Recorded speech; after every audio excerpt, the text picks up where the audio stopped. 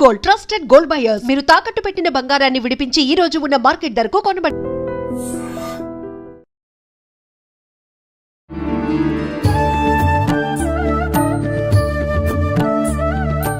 నమస్కారం, welcome to I dream. ధర్మ మార్గం విత్ విజిత కార్యక్రమానికి స్వాగతం. ప్రస్తుతం మనతో పాటు ఉన్నారు ఆధ్యాత్మిక గురువులు, ప్రణవ పీఠాధిపతులు, త్రిభాషా మహా సహస్ర అవధాని డాక్టర్ శ్రీ వద్దిపర్తి పద్మాకర్ గారు. ఇప్పుడు గురువుగారితో మాట్లాడి మరిన్ని విషయాలు తెలుసుకుందాం. మనకున్న సందేహాలన్నింటినీ కూడా నివృత్తి చేసుకునే ప్రయత్నం చేద్దాం. నమస్కారం గురుగారు. గురుగారు, ఈ మధ్య కాలంలో ఎక్కువగా ఆడవాళ్ళు లలితా సహస్రనామ పారాయణం అనేది చేస్తూ ఉన్నారు. అంటే అది ఆలయంలో కూర్చొని చేసినా సరే, ఇళ్లలో అయినా సరే, ఒక నలుగురు అంతా ఒక దగ్గర కూర్చొని పారాయణం అనేది చేయడం ఎక్కువగా చూస్తూ ఉన్నాం. అయితే ముందు నుంచి లలితా సహస్రనామ పారాయణము ఇదంతా కూడా వైశిష్ట్యం ఉన్నప్పటికీ ఏదైనా ఒకరు మొదలు పెట్టారు అంటే దాని గురించి ఇంకెక్కువగా ఇప్పుడే కొత్తగా ఏదో ఉంది అనేటట్టుగా మాట్లాడుకుంటారు. అసలు ఏంటండి లలితా సహస్రనామ పారాయణం చేయవల్ల కలిగే ఫలితాలు ఏంటి? సృష్టౌ యా సర్గరూప జగదవన విధౌ పాలినీ యా చ రౌద్రీ సంహారే చాపి యస్యా జగదిదమఖిలం క్రీడనం యా పరాఖ్య పశ్యంతి మధ్యమాథో తదను భగవతీ వైఖరీ వర్ణరూప సాస్మద్వాచం ప్రసన్నా విధి హరిగిరిశారాధితాలంకరోతు. త్రిమూర్తుల చేత కూడా ఆరాధింపబడి అమ్మవారికి నమస్కారం చేసుకుందాం. నిజానికి అమ్మవారి ఉపాసన ఇవాటిది ఎప్పటిదీ కాదు, ఎన్నో యుగములుగా వస్తూనే ఉన్నది. పార్వతీమాతని ఎంతో భక్తి శ్రద్ధలతో ఆరాధించినట్టుగా శ్రీరామచంద్రుడు పురాణాల్లో ఉంది. రామాయణంలో కూడా విశ్వామిత్రుడితోటి ప్రయాణం చేస్తున్న రామలక్ష్మణులు దారిలో కుమారస్వామి కథ, గంగావతరణ కథ, పార్వతీ పరమేశ్వరుల కథ ఇవన్నీ శ్రద్ధగా విన్నారా లేదా? అప్పుడు కూడా రామచంద్రుడు పార్వతీదేవిని ఎంతో భక్తితో మనస్సులో ఉపాసించిన వాడే. కాకపోతే ఈ కలియుగంలో ఉన్న మానవుల లక్ష్యం ఏంటంటే కొత్తగా ఒకళ్ళు పారాయణ చేస్తే అదే పారాయణ చేయటం వల్ల ఇదేదో కొత్తగా వచ్చింది అన్నట్టుగా దాన్ని ప్రచారం చేస్తున్నారు. కానీ దానికి ఈ సమస్తోప కార్యక్రమాలు కూడా, ఈ ఉపాసనా కార్యక్రమాలన్నీ కూడా ఎప్పుడూ యుగయుగాలుగా ఉన్నాయి. ఇప్పుడు నేను చదివిన శ్లోకం దేవీ భాగవతంలో ఆది మంత్ర శ్లోకం కాబట్టి దేవీ భాగవతం వేదవ్యాసుని చేత రచింపబడింది. దేవీ భాగవతము భాగవతం రెండూ కలిస్తేనే భాగవతం. అది పాండిత్యం ఉన్న వాళ్ళకి తెలుస్తుంది, సంస్కృతం మీద పట్టున్న వాళ్ళకి తెలుస్తుంది. ఇతరుల యొక్క వ్యాఖ్యానాలు చదువుకుని వాళ్ళ శ్లోకాల తాత్పర్యాలు తెలుసుకునే వాళ్ళకి మాత్రం తెలియదు అనుకోండి. అందులో ఈ లలితా సహస్రనామం యుగ యుగాల చరిత్ర కలిగినది. మహానుభావులు ఎంతోమంది ఉపాసించారు. అమ్మవారి గురించిన ఉపాసన మహాభారతంలో ఆదిపర్వంలో కనపడుతుంది, సభాపర్వంలో కనపడుతుంది, అరణ్యపర్వంలో కనపడుతుంది, ఇంకా విరాట పర్వంలో చెప్పేకర్లా. ఇప్పుడు ఈ లలితా సహస్రనామంలో ఉన్న నామములను గుదిగురిచి ఒక స్తోత్రంగా ధర్మరాజు చేశాడు. ధర్మరాజు విరాటరాజు గారి కొలువులోకి వెళ్లే ముందు ఒక ఆలయం ప్రాంగణం దగ్గర నిలబడి అమ్మవారిని 24 శ్లోకాల్లో స్తోత్రం చేశాడు. ఆ తర్వాత వీళ్ళంతా మారువేషాలు వేసుకుని విరాటరాజు గారు కొలువులోకి వెళ్ళారు. కానీ చిత్రం ఏంటంటే నిజానికి అమ్మవారిని స్తోత్రం చేసింది ఎవరు? ధర్మరాజు. ఎక్కడ? మహాభారతంలో విరాట పర్వంలో విరాటరాజు గారి కొలువు దగ్గరికి వెళ్లే ముందనమాట. అంటే ధర్మరాజు గారేమో కంకుబెట్టి అనే పేరుతోటి, భీముడు వంటలవాడు వలలుడు వేషంలో, అర్జునుడు పేడి రూపంలో, బృహన్నల రూపంలో, నకుల సహదేవులు వరుసగా అశ్వనీ పాలకులు, అశ్వపాలకులను గోపాలకులుగా వెడుతున్నారు. ద్రౌపదీదేవి మానిని అనే పేరుతోటి వెడుతోంది, మాలినిగా, ఇది సైరంధ్రిగా. విరాట పర్వాన్ని నర్తనశాలగా సినిమా తీశారు. అందులో ఏం చేశారనమాట, ధర్మరాజు గారు అమ్మవారిని స్తోత్రం చేస్తే ద్రౌపది స్తోత్రం చేసినట్టుగా జననీ శివకామిని అని పాట పెట్టారు. నిజానికి జననీ శివకామిని అందంగా పీసుశీల గారు అద్భుతంగా పాడిన స్తోత్రం నిజానికి ఎవరు చేశారనమాట అది? ఆ స్తోత్రం ధర్మరాజు చేశాడు. కాబట్టి ధర్మరాజు కూడా అమ్మవారిని ఉపాసన చేశాడు. ఇక ఆ తరువాత మరికొద్దిసేపట్లో భగవద్గీత ప్రారంభం అవుతుందనగా అర్జునుడు అమ్మవారిని 14 శ్లోకాల్లో స్తోత్రం చేశాడు. నమస్తే సిద్ధశానాని ఆర్యే మందర వాసిని కుమారి కాళి కాపాలి కపిలే కృష్ణ పింగళే భద్రకాళి నమస్తుభ్యం మహాకాళి నమోస్తుతే చండి చండి నమస్తుభ్యం తారిణి వరవర్ణిని అంటూ 14 శ్లోకములతో అమ్మవారిని స్తోత్రం చేశాడు. ఆ స్తోత్రాల్లో ఉన్న నామాలన్నీ లలితా సహస్రనామంలోవే. వాటిని ఇంకొక రకంగా గుదిగుచ్చి ఈయన స్తోత్రం చేశాడు. కాబట్టి వీళ్ళు అమ్మవారిని ఉపాసించారు. కాబట్టి అమ్మవారిని ఉపాసించటం అర్జునుడు చేశాడు కృష్ణుడి సలహా మీద, ధర్మరాజు గారు చేశారు. ఇంకా ఆశ్చర్యం, మనందరం ఎంతో ప్రామాణికంగా భావించే భాగవతం ఉందా? అవునండి. ఈ భాగవతంలో ద్వారకా నగరంలో శ్రీకృష్ణ పరమాత్ముడు సత్యభామాదేవి యొక్క తండ్రి సత్రాజిత్ అభాండం వేస్తే అభాండం నుంచి బయటపడడం కోసం వెళ్ళాడు. ఏది? మణి కోసం, శమంతక మణి కోసం. ఆయన ఎప్పటికీ రాకపోతే 28 రోజులు రాలేదు ఆయన. ఆ లోపు అమ్మవారిని స్తోత్రం చేశారు, అమ్మవారిని పూజించారు. ఎవరు? ఆయన భార్య రుక్మిణీదేవి, పక్కనున్నటువంటి మహానుభావుడు దేవకి వసుదేవులు అందరూ కూడా అమ్మవారిని పూజించారు. అప్పుడు అమ్మవారు ఏమంటుంది? బాలామణితో మణితో హేలాగతి వచ్చు వనరు హేక్షణుడనుచు అని అమ్మవారు పలికింది. తొందరలో శ్రీకృష్ణ పరమాత్ముడు భామామణితో వస్తాడు. అక్కడ భామామణి అంటే జాంబవతి, జాంబవతిని తీసుకొస్తాడు. మణితో వస్తాడు, జాంబవంతుడిని జయిస్తాడు, ఆయనకి కీర్తి వస్తుంది అని అమ్మవారు పలికింది. కాబట్టి సాక్షాత్తు శ్రీకృష్ణ పరమాత్ముడు అంతటి వాడు పునఃస్థాపన చేసిన ద్వారకా నగరానికి అధిష్టాన దేవత అంబిక. అంబిక అనే పేరుతో ఉన్నది. ఈ భాగవతంలో ఉన్నది, ఇంకెవరో పద్మాకర్ గారు రాసింది కాదు. కాబట్టి అమ్మవారి ఉపాసన ఎంత ప్రాచీనమో ఆలోచించండి. అలా ప్రాచీన కాలం నుంచి అందరూ అమ్మవారిని ఉపాసిస్తున్నారు. శక్తిని ఉపాసించకుండా ఎవడుంటాడు? ఇప్పుడు వెర్రి పెరిగిపోయి కొట్టుకోవడాలు పెరిగిపోయాయి. కాబట్టి అమ్మ లలితా సహస్రనామాలు, ఈ అమ్మవారి ఉపాసన యుగయుగాల చరిత్ర కలిగినది. అందులో ఇప్పుడు ఏంటంటే కలియుగంలో శక్తి కల్పం అవటం వల్ల ఎక్కువ పెరుగుతుందట. దీనివల్ల ఎక్కువ లాభం కూడా ఉన్నది. ఇప్పుడు మేము ఉన్నాం, నిత్యం చేసేది భాగవత సప్తాహం. నాకు కృష్ణ పరమాత్ముడు ఎంతో, అమ్మవారి ఉపాసన చేసే ఉపాసనేమో అమ్మవారిది, కానీ మానసికంగా లోపల కనబడేది కృష్ణుడు. అర్చన అభిషేకం చేసేది శివుణ్ణి. కాబట్టి శివుడైనా కృష్ణుడైనా అమ్మైనా ఉన్నది ఒకే చైతన్య స్వరూపం. ఆ జ్ఞానం కలిగిన వాడు, వాడి స్థాయి వేరు. జ్ఞానం లేనప్పుడు రూపాలతో మాత్రమే కొట్టుకునే అజ్ఞానుల స్థాయి వేరు. అందుకే లలితా సహస్రనామం వీటికి అతీతమైన చైతన్య స్వరూపం అది. ఓకే గురుగారు, ఇప్పుడు మీరు అన్నారు అమ్మవారైనా కృష్ణుడైనా శివుడైనా అంతా ఒకటే శక్తి స్వరూపము, మూర్ఖులు అని చెప్పి. ఈ మధ్య కాలంలోనే నాకు జరిగిన ఒక ఎక్స్పీరియన్స్, నేను ఎక్కువగా శివుణ్ణి ఆరాధిస్తూ ఉంటా. ఎందుకు అనవసరంగా నువ్వు శివుణ్ణి ఆరాధిస్తున్నావు, అమ్మవారిని పట్టుకో, శివుణ్ణి ఆరాధిస్తే ఏం ఫలితం లేదు, వాడు పిచ్చోడు ఇంకా ఎక్కువ ఇబ్బందులు పెడతాడు అని చెప్పి అన్నారు.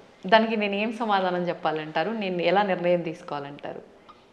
అవతల మూర్ఖులు అయితే వాళ్ళకి ఏం సమాధానం చెప్పద్దు, మన పని మనం చేసేద్దాం. కొంచెం జ్ఞాని అయితే అజ్ఞానంతో కాకుండా కొంత జ్ఞానం కలిగితే వాడికి సమాధానం చెప్పచ్చు. అందుకే భర్తృహరి సుభాషితాలు చాలా గొప్పవి. అజ్ఞ సుఖమారాధ్య. అజ్ఞ అంటే ఏమీ తెలియని వాడు ఉన్నాడు, మూర్ఖుడుగా. వాడు మూర్ఖుడు కాదు, ఏమీ తెలియని వాడు.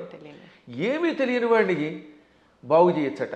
అజ్ఞ అంటే ఏమీ తెలియని వాడు, సుఖం ఆరాధ్య బాగా చెప్పడానికి అర్హుడు. ఏమీ తెలియని వాడు కూర్చోబెట్టి చెప్పచ్చు. అంతే. సుఖతరం ఆరాధ్యతే విశేషజ్ఞ. బాగా చదువుకున్న పండితుడికి చెప్పచ్చు, ఏమీ తెలియని వాడికి చెప్పచ్చు, బాగా తెలిసిన వాడికి చెప్పచ్చు. జ్ఞానలవ దుర్విదగ్ధం బ్రహ్మాపి నరన్నరంజయతి. జ్ఞానలవ దుర్విదగ్ధుడు అంటే అర్థం ఏంటనమాట? తెలుసున్నది ఎంత, లవము అంటే కొంచెం, కొంచెం తెలుసు కానీ అన్నీ తెలుసని వాడికి అహంకారం. ఈ మధ్యన అలాంటి వాళ్ళు ఎక్కువైపోయారంట యూట్యూబ్లో. వాడికి ఏం తెలియదు, నాకు తెలుసని అహంకారం. అలాంటి మూర్ఖుణ్ణి బ్రహ్మాపి నరన్నరంజయతి. అటువంటి నరుణ్ణి బ్రహ్మ కూడా బాగు చేయలేట. వాడికి ఏం చెప్పలేడు, బ్రహ్మ వచ్చి చెప్పినా వెండవాడు. అందుకే కొంతమంది మూర్ఖులు చూసారా, నేను దేవుడు చెప్పినా చేయను, దేవుడు వచ్చి దిగొచ్చినా విన్న అంటాడు. వీడి మొహానికి దేవుడు దిగి వస్తాడా? ఏ దేవుడే కదా, దెయ్యం కూడా దిగిరాదు. అంచేత అటువంటి వాళ్ళకి మనం చెప్పక్కర్లేదు, మన పని మనం చేయాలి. కానీ ఒక గొప్ప అద్భుతమైన శ్లోకం ఆది శంకరాచార్యుల వారు మనలాంటి వాళ్ళ కోసమని దేవి అపరాధ క్షమాపణ స్తోత్రంలో రాశారు. ఆ స్తోత్రం పేరేంటి? దేవి అపరాధ క్షమార్పణ స్తోత్రం. అమ్మా నన్ను క్షమించు అని చిట్ట చివరి చెప్పే స్తోత్రం. అద్భుతమైన స్తోత్రం అది. కొంతమంది వాళ్ళు అది కూడా ఆయన రాయలేదని పిచ్చివాదం చేసేవాళ్ళు ఉంటారు, వాళ్ళని మనం పక్కన పెట్టేద్దాం. కానీ చితాభస్మాలేపో గరళమశనం దిక్పటధర జటాధారి కంఠే భుజగపతిహారీ పశుపతి కపాలీ భూతేశో భజతి జగదీశైక పదవీం భవాని త్వత్పాణిగ్రహణ పరిపాటీ ఫలమిదం. భవాని అంటే ఓ పార్వతి, నీ భర్త శివుడి దగ్గర ఏముందమ్మో గొప్పతనం. ఇది ఎంత గొప్పగా ఉంటుంది ఈ స్తోత్రం చివరిదాకా వినాలి జాగ్రత్తగా. ఆయన చితాభస్మాలేప, ఎవడో శవాన్ని తీసుకెళ్ళి శ్మశానంలో కాల్చారు. ఆ కాల్చగా వచ్చిన బూడిని ఏమంటారు? చితాభస్మము. చితి మీద నుంచి వచ్చినటువంటి భస్మం. ఆ భస్మాన్ని ఆలేప, ఒంటికి పూసుకుంటున్నవాడు. మనం గంధం పూసుకుంటాం అంటే మా బొట్టి వాళ్ళం పూర్వం గంధం అరగ తీసుకు పూసుకునేవాళ్ళం. మీ బొట్టి వాళ్ళు ఈ మధ్యన పెర్ఫ్యూమ్స్ వచ్చాయి కదా, కిష్కం కిష్కం అనేది ఏదో కొట్టుకుంటాడు, మళ్ళీ అందులోంచి గాలి వస్తుంది, అందులోంచి వచ్చేది గాలేగా పొగేగా అని మళ్ళీ అడ్వర్టైజ్మెంట్లు. సరే ఏది ఏమైనా మొత్తం మీద సుగంధ ద్రవ్యాలు పూసుకుంటారు. ఆయన మాత్రం ఒంటికి ఏం చేస్తాడు? కాష్టంలో బూడిద పూసుకుంటాడు. పోని ఆహారం ఇడ్లీలో చపాతీలో బూరిలో గారెలో దద్దోజనో తిండు గరళ వశనం విషమే ఆహారంగా స్వీకరించాడు. ఇంకా మంచి బట్టలు కట్టుకుంటున్నాడా? కనీసం పద్మాకర్ గారైనా అంతో ఎంతో మంచి లాల్చీ వేశారు. కానీ ఆయన దిక్కులే వస్త్రం. దిక్కు అంటే తూర్పు మొదలుకు అన్ని దిక్కులు. పటము అంటే వస్త్రం. దిక్పటధర అంటే దిక్కులను వస్త్రముగా ధరించేవాడు. అదే దిగంబరుడు అంటే. దిక్కు అంబరహ దిగంబరహ. అంబరం అంటే వస్త్రం. దిక్కులు వస్త్రంగా ధరించేటంటే అర్థం ఏంటమ్మా? ఇప్పుడు ఉదాహరణకి ఈ గదే పద్మాకర్ గారికి బట్ట అంటే ఇంక వేరే వస్త్రం వేసుకోలేదు. అది దిక్కులు వస్త్రంగా ధరించేటంటే ఏ బట్టలు లేకుండా ఉన్నాడు. అక్కడికి అది అయిపోయింది. ఇక తర్వాత ఏమంటున్నాడైనా? జటాధారి, చక్కగా క్రాఫ్ దువ్వుకోడు, కర్లింగులు లేవు, కటింగులు లేవు, జడలు అట్టలు కట్టేసి ఉంటాయి. ఆ అట్టలు కట్టిన జడల్ని ధరిస్తున్నాడు. మెడలో బంగారపు గొలుసు ఒక్కటి కూడా లేదు. భుజగపతిహారి, బుస్సుమని మీదకు వచ్చే కాటురాజు గారిని మెడలో వేసుకున్నాడు ఆయన. పావుని గొలుసుగా వేసుకున్నాడు. పశుపతి, ఇంకా ఆయన ఎవరికి అధిపతి? పశువులకు అధిపతి. చేతిలో చూస్తే ఏ కంచమో ఆకో పుచ్చుకుని వాళ్ళంతా బఫేని పెడుతున్నారుగా. ఆయన స్వామివారు ఏం చేస్తున్నారట? కపాలం ధరిస్తాడు. భిక్షాపాత్రగా చేతిలో పుర్రిని ధరించాడు, బ్రహ్మ కపాలాన్ని. భూతేశ, భూతాలకు అధిపతి. ఇవన్నీ అవలక్షణాలు పైకి కనపడ్డాం. కానీ ఇన్ని అవలక్షణాలున్న జగదీశైక పదవీం భజతి అంటే సమస్త లోకాలకి ఈశ్వరుడు అవుతున్నాడు. జగదీశ్వరుడు అనగా సమస్త లోకాలకి అధిపతి, చక్రవర్తి. అన్ని లోకాలని పరిపాలించడానికి కావలసిన అర్హతలు వచ్చేసి ఆయనకి. లోకాలన్నిటినీ పరిపాలిస్తున్నాడు. కారణం ఏమిటో తెలుసా? భవాని త్వత్పాణిగ్రహణ పరిపాటి ఫలమిదం. నీ పాణిగ్రహణం చేశాడు, నీ చెయ్యి అందుకున్నాడు అంటే నిన్ను పెళ్లి చేసుకున్నాడు. అమ్మ ఆయనలో అన్ని అవలక్షణాలే, అయినా లోకాలను పరిపాలిస్తున్నాడు. కారణం నిన్ను పెళ్లి చేసుకోవడం. ఇదంతా నీ అనుగ్రహం. అంటే ఇందాక ఒక ఆవిడ చెప్పిందనోగా, ఏమని? అమ్మవారిని పూజిస్తే లాభం ఆయన దగ్గరే ఉంది అని. ఈ పై శ్లోకం యొక్క తాత్పర్యం ఇలా కనపడుతుంది. అంటే ఇందాక మీరు అన్నట్టు మిడిమిడిగా తెలుసుకొని మాట్లాడే మాట. ఇప్పుడు ఈ శ్లోకంలో ఉన్న అంతరార్థం తెలిస్తే మనకు ఆశ్చర్యం కలుగుతుంది. సామాన్యుడి భాషలో చెప్పాలంటే వాడికి పిచ్చెక్కుతుంది. ఇప్పుడు అమ్మవారిని పార్వతి అనలేదండి. పార్వతి అంటే పర్వతరాజు కూతురు, పుట్టింటి వారి పేరుతో పిలవాల. భవాని అన్నాడు ఆయన. భవాని అంటే అర్థం ఏంటి? భవస్య పత్ని భవాని అంటే శివుడి పెళ్ళామా. దాని అర్థం ఏంటి? మళ్ళీ అక్కడ ఏమంటాడంటే ఆవిడ్ని ఓ శివుడి పెళ్ళామా అన్నాడు. మనకి ఏమనిపిస్తుంది? ఆవిడ పొగిడినట్టు ఏం లేదు. మళ్ళీ వచ్చేసరికి నువ్వు ఎన్ని గొప్ప లక్షణాలు ఉన్నా, నీ వల్ల ఆయనకు గొప్పతనం వచ్చినా నువ్వు శివుడి పెళ్ళానివే. నీ అనేది నీప్ అని ఒకటి ఉంటుంది వ్యాకరణంలో. ఆ నీప్ అనేది కొన్నింటికి చేరితే భార్య అని అర్థం వస్తుంది. ఆ ఏ ఏ పదాలకి? భవ దానికి నీపు చేరితే భవాని, మృడ నీపు చేరితే మృడాని, రుద్ర నీపు చేరితే రుద్రాణి, శర్వ శర్వాణి.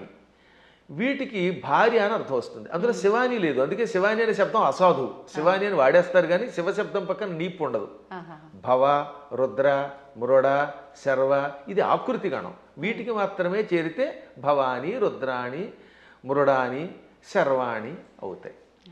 కాబట్టి ఇంత చేసి నువ్వు ఎంత గొప్పదానివైనా, నీ వల్ల ఆయనకి వచ్చినా నువ్వు ఆయన పెళ్ళానివే అని చెప్పడం. ఇంకా పైకి వద్దాం. ఇందాక చెప్పినవి ఈ ప్రపంచంలో ఎవడైనా కాష్టంలో ఉన్న బూడిదను పూసుకుంటాడా? మీకు ఎంతో స్నేహితుడు ఒక ఆయన ఉన్నాడండి, ఎంతో ఇష్టుడు ఒక ఆయన ఉన్నాడు. ఆ గొప్ప వ్యక్తి ఒక ఆయన తాతగారు అంటే చాలా ఇష్టపడతాడు. ఆ తాతగారు పోయారనుకుందాం. ఆ తాత లేకపోతే బతకలేనన్నవాడు ఆ తాతగారి శరీరం కాలిపోయాక ఆ బూడిద పూసుకుంటాడా?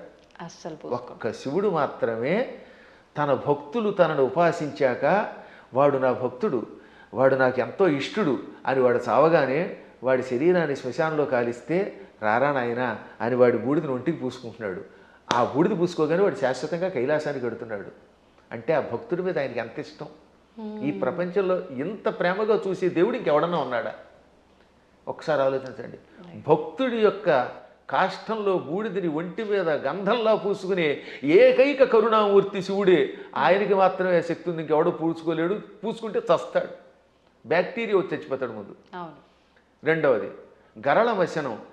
పాలసముద్రం చిలికారు. ఈ పాలసముద్రంలో అమృతం వస్తుందనుకుంటే మొట్టమొదటి పుట్టింది విషం. భయంకర కాలకోట విషానికి లోకాలన్నీ కాలి బూడిదైపోయాయి. అందులోంచి పొగొచ్చింది. అందరూ దిక్కులేక శివ రక్షించమని ఆయన దగ్గరికి వెళ్ళారు. ఒక్కడు తాగాడా దాన్ని ఎవడన్నా?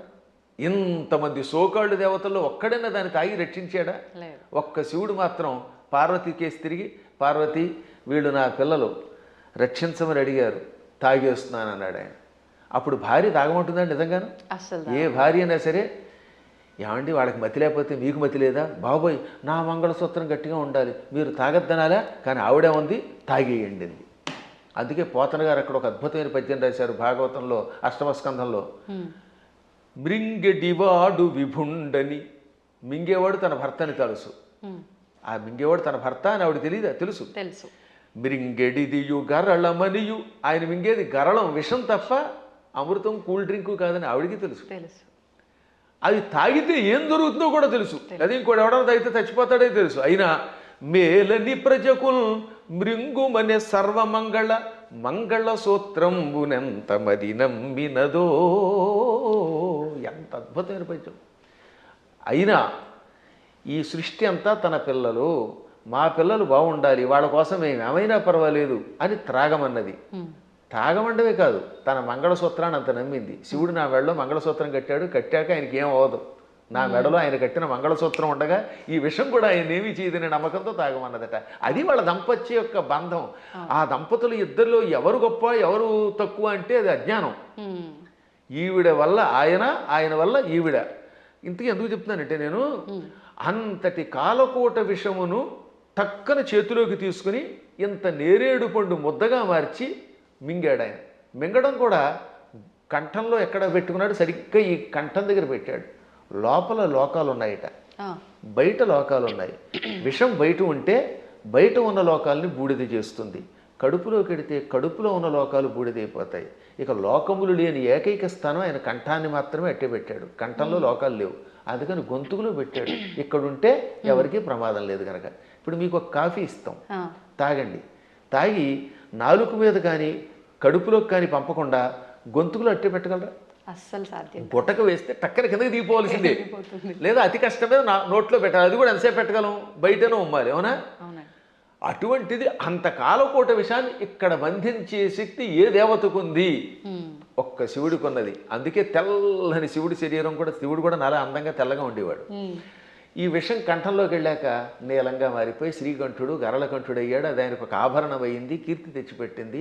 అందువల్ల గరళ వచనం అంటే అంతటి విషాన్ని ఆహారంగా స్వీకరించి గొంతుకులో పెట్టినవాడు ఆయన తప్ప ఎవడున్నాడమ్మా? ఇంకా ఆకాశాన్ని జుట్టుగా మార్చుకొని అట్లగట్టేలా జడలు పెట్టాడు. ఆకాశంలో ఉన్న మబ్బులు అవన్నీ ఆయనకి కేశములైపోయాయి. వ్యోమకేశుడు ఆయన, అందువల్ల జటాధారి. మెడలో వాసుకి అని పిలువబడే ఒక భయంకర సర్పాన్ని ఎవడు పెట్టుకోగలుగుతాడు? ప్రపంచంలో పాముల్ని భరించే శక్తి ఇద్దరికి ఉంది. ఒక ఆయన పాము మీద పడుకున్నాడు, శ్రీ మహావిష్ణువు ఆదిశేషుడి మీద. ఇంకోటి ఎవడు ఆయన భరించలేడు. ఆ వాసుకినేమో మెడలో ఈయన గొలుసులో వేసుకున్నాడు. అలా విషసర్పమును కూడా ఆభరణంగా ధరించావు.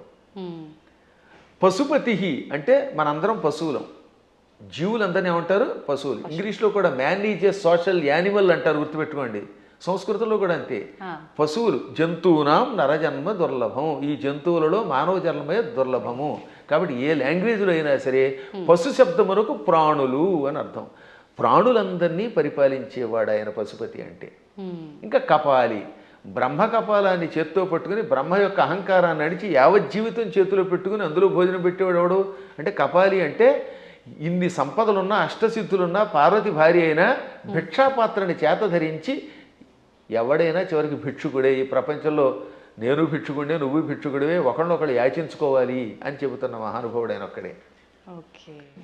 ఇంకా భూతేశ, భూతములంటే మీరు అనుకున్నట్టుగా హేహాన్ మీదకి వచ్చే భూతాలు కాదు, పంచభూతాలు. ఈ పృథివ్యాపస్తేజో వాయురాకాశములు, భూమి, అగ్ని, జలము, వాయువు, ఆకాశం అనే పంచభూతములు, ఇక ప్రాణులు, వీళ్ళందరికీ అధిపతి. అందుకే ఆయన జగత్తుకి ఈశ్వరుడు అయ్యాడు. అందువల్ల నువ్వేం చేసావు? ఆయన గొప్పతనం గ్రహించి ఆయన కోసం తపస్సు చేసి ఆయనే భర్త అవ్వాలని దగ్గరికి వెళ్ళి పార్వతి అని పేరున్నదానివి భవాని అయిపోయావు, ఆయన భార్యవై. అందుకే ఇప్పటికి కూడా ఇంగ్లీష్ వాళ్ళు మన సంస్కృత సంప్రదాయాల్లో కొన్ని పాటిస్తున్నారు. ఉదాహరణకి పద్మాకర్ గారి భార్య ఉంది, ఆవిడ ఏమన్నా మిసెస్ పద్మాకర్ అంటారా లేదా? అంటారు. రంగవేణి గారిని పిలవకుండా అంటే భవానీలాగా. పార్వతి కాస్త ఆయన భార్య అయ్యాక మిసెస్ శివ అయ్యింది, ఆ మాట భవానీ అన్నాం అంతే టెక్నిక్గా. అంటే ఎంత గొప్ప శక్తి! శివుడి భార్యని అనిపించుకోవడానికి ఇష్టపడుతోంది కానీ నేను పార్వతిని ఫలానా వాళ్ళ పుట్టింటి వారి సంబంధమైందని అనిపించుకోవడానికి ఆవిడ ఇష్టపడటం లేదు. ఈ లక్షణాలు ఆయనలో గొప్పవి కాబట్టే ఆయనని నువ్వు వరించావు, నీ వల్ల ఆయన పార్వతీ వల్లభుడయ్యాడు. ఈ విధంగా ఇద్దరు గొప్పవారే. ఇంక చివరిగా దిక్పటధరహ అంటే దిక్కులే వస్త్రములంటే మొత్తం ప్రపంచం అంతా వ్యాపించినవాడు. అది వ్యాపిస్తే కదా బట్ట అయ్యేది. మీరు ఆలోచించండి, తూర్పు, పడమర, ఉత్తరం, దక్షిణం, ఆగ్నేయం, నైరుతి, ఈ వాయువ్యం, ఈశాన్యం అని పిలువబడే దిక్కులు పైన కింద ఉన్నవి మనకు బట్ట అవ్వాలంటే మనం అంత శరీరం కలిగిన వాళ్ళు అయ్యి ఉండాలి. ఇప్పుడు నాకు ఈ గది బట్ట అవ్వాలంటే నేను గది అంతా నిండిపోవాలి, అప్పుడు ఈ గదిని నేను బట్టగా ధరించగలను. అవునా? అందువల్ల సర్వవ్యాపకుడు అని అర్థం. అటువంటి వాళ్ళ యొక్క గొప్పతనాన్ని గ్రహించలేక శివుడిని పూజిస్తే కష్టం వస్తాయి, పార్వతిని పూజించని, లేక పార్వతిని పూజించకు శివుడిని పూజించని, లేక ఈ ఇద్దరిని పూజించి విష్ణువుని పూజించగని, విష్ణువుని పూజించి వీళ్ళని పూజించకు అన్నాడంటే వాడు అజ్ఞాని, ఏ విధమైన ఉపాసనా బలం లేనివాడు. అందువల్ల వీటికి అతీతంగా సర్వవ్యాపకుడైన శివుడు ఆయన ఏకో దేవ, ఏకో దేవ కేశవో వా శివో వా, ఒకడే దేవుడు. నువ్వు శివుడను, కేశవుడను, పార్వతి అను, లేక లక్ష్మి అను, సరస్వతి అను, కుమారస్వామి అను, విఘ్నేశ్వరుడను, ఇన్ని రూపములతో కనపడుతున్న పరమాత్మ ఒక్కడే. గురుగారు, అంటే మాలాంటి జ్ఞానం లేని వాళ్ళము ఇలాంటి పిచ్చి ప్రశ్నలు వేయటంలో అర్థం ఉంది, వాదించడంలో అర్థం ఉంది. కానీ ఎంతో జ్ఞానం ఉండి నలుగురికి చెప్పే స్థాయిలో ఉన్నవాళ్ళు కూడా కొంతమంది శివకేశవుల ఇద్దరు భేదం చూపించి మేము శైవులము, మేము వైష్ణులము ఇలా మాట్లాడుతూ ఉంటారు కదా, మరి దాని గురించి ఏమంటారండి? అక్కడే అసలు వాళ్ళ జ్ఞానులు అనకూడదు, వాళ్ళు భక్తులు అంతే, మూఢభక్తులు. వాళ్ళు భక్తులే. మూఢభక్తి ఏం చేస్తుందో తెలుసా? ఆ రూపాన్ని తప్ప ఇంకోటి ఇష్టపడకుండా చేస్తుంది. మూఢభక్తి వల్ల కూడా ఎప్పుడో ఒకప్పుడు పరమాత్మ దగ్గరికి కడతారు అనుకోండి, అందులో సందేహం లేదు. జ్ఞానభక్తి కలిగిన వాడు అలా ఎందుకంటాడు? జ్ఞానంతో ఉన్నవాడు వాడు ఏ రూపం చూస్తే ఆ రూపంలోనే ఇంకోటి వస్తాడు. మహానుభావులైన ఋషుల్ని నేను చూశాను కదా, వశిష్ఠుడు ఉన్నాడు, రాముడిలో శివుని చూడగలిగాడు, శివుడిలో రాముడిని చూడగలిగాడు. కైలాసాల్లో వైకుంఠం చూడగలిగాడు, వైకుంఠంలో కైలాసాన్ని చూడగలిగాడు. అమ్మవారి దగ్గరికి వెళ్ళారు. దుర్వాసుడు అన్ని లోకాలకి వెళ్ళాడు, విశ్వామిత్రుడు అలా అన్నీ చూడగలిగాడు. వాళ్ళు జ్ఞానులు. ఇంకా మూఢభక్తులు అంటే ఏమిటనమాట? నేను ఆ రూపమును తప్ప ఇంక దేన్ని చూడండి అంటాడు ఆయన. ఆ ఆశ్చర్యం ఏమిటంటే తులసీదాసు గారు తన ఆత్మచరిత్ర రాసుకున్నాడు. ఆయన బృందావనం వచ్చాడు. అక్కడ కృష్ణుడు కనపడగానే కళ్ళు మూసుకున్నట్ట. ఏమి నాయన నన్ను చూడగానే కళ్ళు మూసుకున్నావు, నన్ను ఎందుకు చూడటం లేదంటే నేను రామభక్తుడిని, రాముడి తప్ప ఆవిడ చూడన్నాడు. అప్పుడు ఆ కృష్ణుడు ఏమన్నాడు?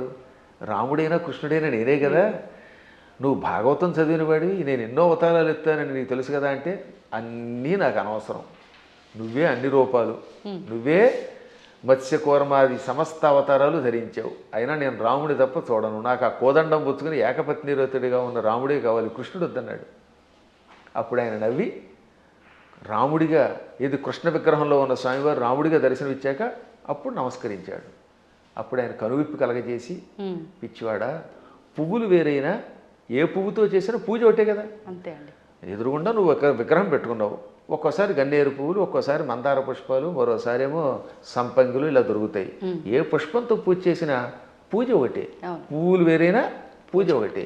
అలాగే మూర్తులు వేరైనా అందులో ఉన్న చైతన్యం ఒకటే. ఈ మాత్రం జ్ఞానం లేకపోతే నీకు ఎప్పటికీ మోక్షం వస్తుందనగా అప్పుడు పశ్చాత్తాపంతో ఆయన రాముడైనా కృష్ణుడైనా ఒకటే అని హిందీలో ఒక స్తోత్రం రాశాడు. దాన్ని తెలుగులోకి అనువాదం చేసి శ్రీకృష్ణాంజనేయ యుద్ధం అని ఒక సినిమా ఉందిరండి. అందులో చాలా అద్భుతంగా రాశారు. ఘంటసాల వారు చాలా బాగా పాడారు.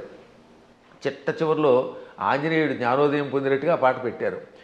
పూలు వేరైనా పూజ ఒకటని నేటికి తెలిసెను ఓ దేవా, రాముడవైనా కృష్ణుడవైనా ఆదిదేవుడవు నీవేనయ్యా, రాముడవైనా కృష్ణుడవైనా ఆదిదేవుడవు నీవేనయ్యా. హరే రామ హరే కృష్ణ హరే రామ హరే కృష్ణ హరే రామ హరే కృష్ణ. అందుకని మన వాళ్ళు హరే రామ హరే కృష్ణ అన్నారు. పరమాత్ముడు ఒకటే. కానీ మూఢత్వం ఉన్నంత వరకు, పూర్వజన్మ యోగం ఒకటి ఉన్నంత వరకు చచ్చిన ఈ సత్యాన్ని వాడు అంగీకరించలేదు. కర్మ. ఏ నదుల్లో కూడా రండి, అదే గంగాజలం, గంగ ఓ చోట, ఇంకో చోట కృష్ణ, ఓ చోట గోదావరి, మొత్తం మీద నీరే. కొంచెం భేదాలు ఉంటాయి. ఎందుకనంటే ఆ ప్రాంతాన్ని బట్టి, మూలికలు బట్టి. గంగ గంగే, ఇంకో దక్షిణ గంగ గంగే. కానీ వీటిలో ఎన్ని కొలుస్తున్నాయి? మనం కూడా అలాగే మూర్తులలో ఉన్నప్పుడు ఆ భేదాలను బట్టి ఒక్కొక్క రూపంలో ఒక్కొక్క పని చేస్తాడు. కానీ చిట్ట చివరికి వచ్చేసరికి అన్నీ ఒకటే. కృష్ణుడు చెప్పాడా లేదా? చిట్ట చివరికి నేనే అన్నాడు ఆయన. భగవద్గీతలో విభూతి యోగంలో ఎవరెవరిలో ఏ విభూతి ఉందో అది నేనేం చెప్పాడు ఆయన. యద్యద్విభూతివత్సర్వం తత్తదూర్జితమేవవా. ఎవరెవరిలో ఏ శక్తులున్నాయో నావే అని చెప్పడానికి వరుసగా చెప్పుకొచ్చాడు అనమాట. మృగాణాంచ మృగేంద్రోహం, జంతువులలో సింహాన్ని నేను, మృగాలలో సింహాన్ని నేను. వైనతేయశ్చ పక్షిణాం, పక్షులలో గరుత్మంతుణ్ణి నేను. ప్రహ్లాదశ్చాపి దైత్యానాం, రాక్షసులలో ప్రహ్లాదుణ్ణి నేను. అలా కవులలో ఉసినసుణ్ణి అంటే శుక్రాచార్యుణ్ణి నేను. బుద్ధిమంతులలో బృహస్పతిని నేను. చివరికి బృహస్పతి శుక్రుడు కూడా ఆయనే. అలాగే శంకరశ్చాపి రుద్రాణం, ఏకాదశి రుద్రుల్లో శంకరుణ్ణి నేను. అర్థమైందా? చివరికి శివుడు కూడా నేనే. ఆ విధంగా సమస్తం నేనే. కాబట్టి ఆయన కానిదంటూ ఏమీ లేదు. గురుగారు, భగవంతుడు ఇప్పుడు ఇన్ని రూపాల్లో ఉన్నాడు. శివుడైనా విష్ణువైనా భేదమే లేదు. కానీ విష్ణుమూర్తి అవతారాలలోనే, కొన్ని అవతారాలలో, దశావతారాలలో రాముడు కృష్ణుడు కూడా ఆయన అవతారమే. కానీ వాళ్ళు దేవుళ్ళు కాదు, మానవులు. వాళ్ళు దేవుళ్ళు అనకూడదు, ధర్మానికి ప్రతిరూపాలుగా మనం భావించాలి అని అంటూ ఉంటారు. దాన్ని ఎలా తీసుకోవచ్చు అంటారు? ఇది ఒక పెద్ద సమస్య అని చెప్పాను కదా. ఈ పెద్ద ఎవడికి వాడు మేధావి అయిపోవడం వల్ల వచ్చిన పని. భగవంతుడు శ్రీ మహావిష్ణువు 22 అవతారాలు ఎత్తాడు. ఎన్ని? 22. ఈ 22లో 21 అవతారాలు అంశ అవతారాలు అంటారు. ఒక్క అవతారం పరిపూర్ణ అవతారం. సనక సనందనాదులు, వృషభావతారము, కపిలావతారము, పరశురామావతారము, వేదవ్యాసావతారము, ఇవన్నీ అంశ అవతారాలు. వాటిల్లో ఈ మత్స్యావతారం, కూర్మావతారం, వరాహావతారం, నరసింహావతారం, రామావతారం, ఇది పరశురామావతారం, ఇవన్నీ కూడా. ఒక్క కృష్ణుడు మాత్రం సంపూర్ణ అవతారం. కాబట్టి అందరూ అనుకున్నట్టుగా 10 కాదు అవతారాలు. భాగవతంలో ప్రారంభంలోనే ఉంటుంది, ప్రథమ స్కంధంలో 22 అవతారాలు చెబుతూ అందులో 21 అవతారాల్ని ఏతే చాంస కళా పుంస ఏతే చ అంశ కళా పుంస కృష్ణస్తు భగవాన్ స్వయం. 21 అవతారాలు అంశావతారాలు, అంశ కళలు. ఒక్క కృష్ణుడు మాత్రం పరిపూర్ణ అవతారం. అందుకే కృష్ణస్తు భగవాన్ స్వయం. ఒక్క రామావతారంలో నేను మానవుణ్ణి అని ఆయన అనకపోతే రావణుడిని చంపలేడు. ఎందుకని మానవుడి చేతిలో వాడు చస్తాడు కనుక. అందుకని ఆయనకి తెలియదు లోపల. ఆయన పరమాత్మని ఆయనకి తెలియకపోతే ఇన్ని పనులు ఎలా చేసాడండి? ఎంతమందికి శాప విముక్తి కలగజేశాడు, ఎంతమందిని వైకుంఠానికి పంపించగలిగాడు. కానీ పైకి చెప్పకూడదు. అందువల్ల పరమాత్మ నటించాలి లోపల. అందుకని మర్యాద పురుషోత్తముడుగా ఆత్మానం మానుషం మన్యే రామం దశరథాత్మజం. దేవతలంతా చిట్ట చివర వచ్చి, ఏది రావణవధ అయిపోయాక, నువ్వు విష్ణువు అంటే మీరు ఏదో విష్ణువు అంటున్నారు, అదేని పొగుడుతున్నారు, నాకు తెలియట్లేదు, నేను మాత్రమే అనుకుంటున్నాను, నన్ను నేను మానవుడు అనుకుంటున్నాను. ఆత్మానం అంటే నన్ను మానుషం మన్యే, మనిషిగా భావిస్తున్నాను. మన్యే అంటే భావిస్తున్నాను, అనుకుంటున్నాను. పైగా ఎవరట? రామం దశరథాత్మజం, దశరథుడు కొడుకేని రాముడు అనుకుంటున్నాను. మీరు ఎవరో అంటున్నారంటే అప్పుడు శివుడు వచ్చామన్నాడు. అక్కడ భలే చెప్తాడండి వాల్మీకి. షడర్థ నయన శ్రీమాన్ అన్నారు శివుణ్ణి. ఏమన్నారు? షడర్థ నయన. అసలు ఇటువంటి పదాలు వాల్మీకి తప్ప ఎవరు రాయలేరు, కవులు కాబట్టి బాగా రాస్తారు. నయన అంటే కళ్ళు కలిగినవాడు. షట్ అంటే అన్ని 6, అందులో అర్ధ అంటే అంత సగం. షడర్థనైన అంటే 6లో సగం 3 కళ్ళు కలిగిన బట్ట త్రినేత్రుడ. ఎంత త్రినేత్రుడు అనడానికి ఎంత చమత్కారం చేయాలి, బలి పెడతాడు కదా. అదే కవుల యొక్క చమత్కారం. అందువల్ల కవుల చమత్కారం తెలియక రామాయణం అర్థం కాక ఏదో పిచ్చివాగుడు అవుతారు. కానీ షడర్థనైన అండంలో అర్థం ఏంటో తెలుసా? 6ని 3గా చేశాడు, 6 శత్రువుల్ని 3గా చేశాడు. ఆ 3ంటిని సూర్యచంద్రులు అగ్నిగా మార్చి కళ్ళుగా పెట్టుకున్నాడు. వీటిల్లో సూర్యుడు స్వయం ప్రకాశకుడు, చంద్రుడు సూర్యుడు యొక్క కాంతి సేకరించి చల్లదనం ఇస్తాడు. ఈ 3 ఆయన దేన్నైనా భస్మం చేస్తాడు. అంటే కామక్రోధ లోభమోహ మదమాత్సర్యాలనే శత్రువుల్ని 3 ముద్దలు చేసి ఈ 3 ముద్దల్ని కూడా ప్రజలకి త్రిగుణముల రూపంలో ఇచ్చి త్రిగుణములతో కూడిన ప్రజల్ని త్రిగుణాతీతుల్ని చెయ్యగలిగే శ్రీమాన్ సంపదలు కలిగిన వాడు శివుడు. అసలు శివుడి యొక్క వైభవాన్ని, దాని గురించి ఇప్పుడు మీకు ధర్మ సందేహాల్లో కాబట్టి క్లుప్తంగా చెబుతున్నాను. కానీ దీనికి ఎంతో వ్యాఖ్య చేయొచ్చు. అటువంటి శివుడు, నాయన నువ్వు సాక్షాత్తు విష్ణువువి, దేవతలంతా ప్రార్థించటం వల్ల రాముడిగా అవతరించి దుష్ట శిక్షణ శిష్టరక్షణ చేసావు తప్ప సామాన్యుడు కాదు అని చెబితే దశరథుడు మళ్ళీ వచ్చి ఆయన్ని స్తుతించాడు, బ్రహ్మాదులు స్తుతించారు. అప్పుడు అర్థం అవట్లేదా ఆయన సాక్షాత్తు స్వామిని?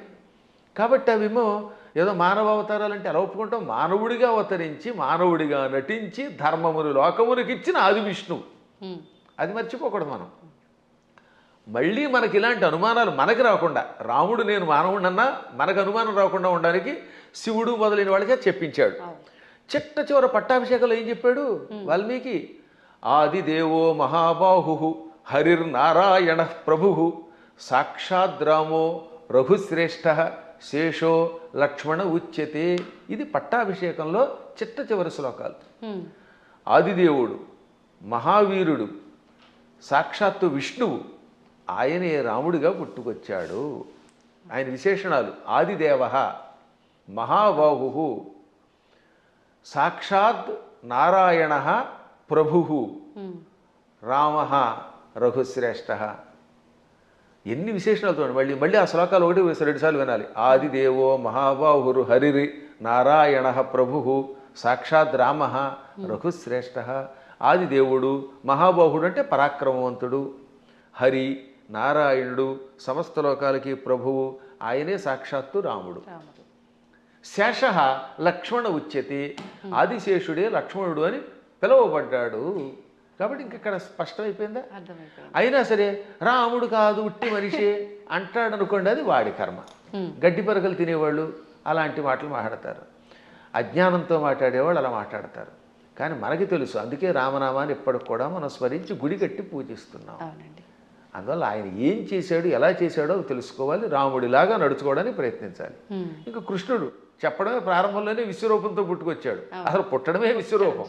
ఆ తర్వాత వెళ్ళి చిన్నపిల్లవాడు ఎన్నో లీలలు, అణువణువునా లీలలే. ఎన్ని చూపించాడో లీలలు లెక్కలేదు. ఒకసారి ఏమో మామూలుగా నేను చిన్నపిల్లాడిని అంటాడు, నాకు పెద్దవాళ్ళు మీరు దండం పెట్టడం ఏమిటంటాడు అని వెంటనే గోవర్ధన పర్వతం ఎత్తుతాడు. ఏది అక్రూరుడు వచ్చాడులేండి. అక్రూరుడు రాగానే, అక్రూరా నేను 8 ఏళ్ల బాలుణ్ణి, నువ్వేమో 40 ఏళ్ల వాడివి, నువ్వు పెద్దవాడివి, నాకు నమస్కారం చేయటం ఏమిటి అనగానే కాసేపు ఆయన భ్రమలో పడ్డాడు. వెంటనే వెళ్ళి యమునా నదిలో తన విశ్వరూపం చూపించాడు.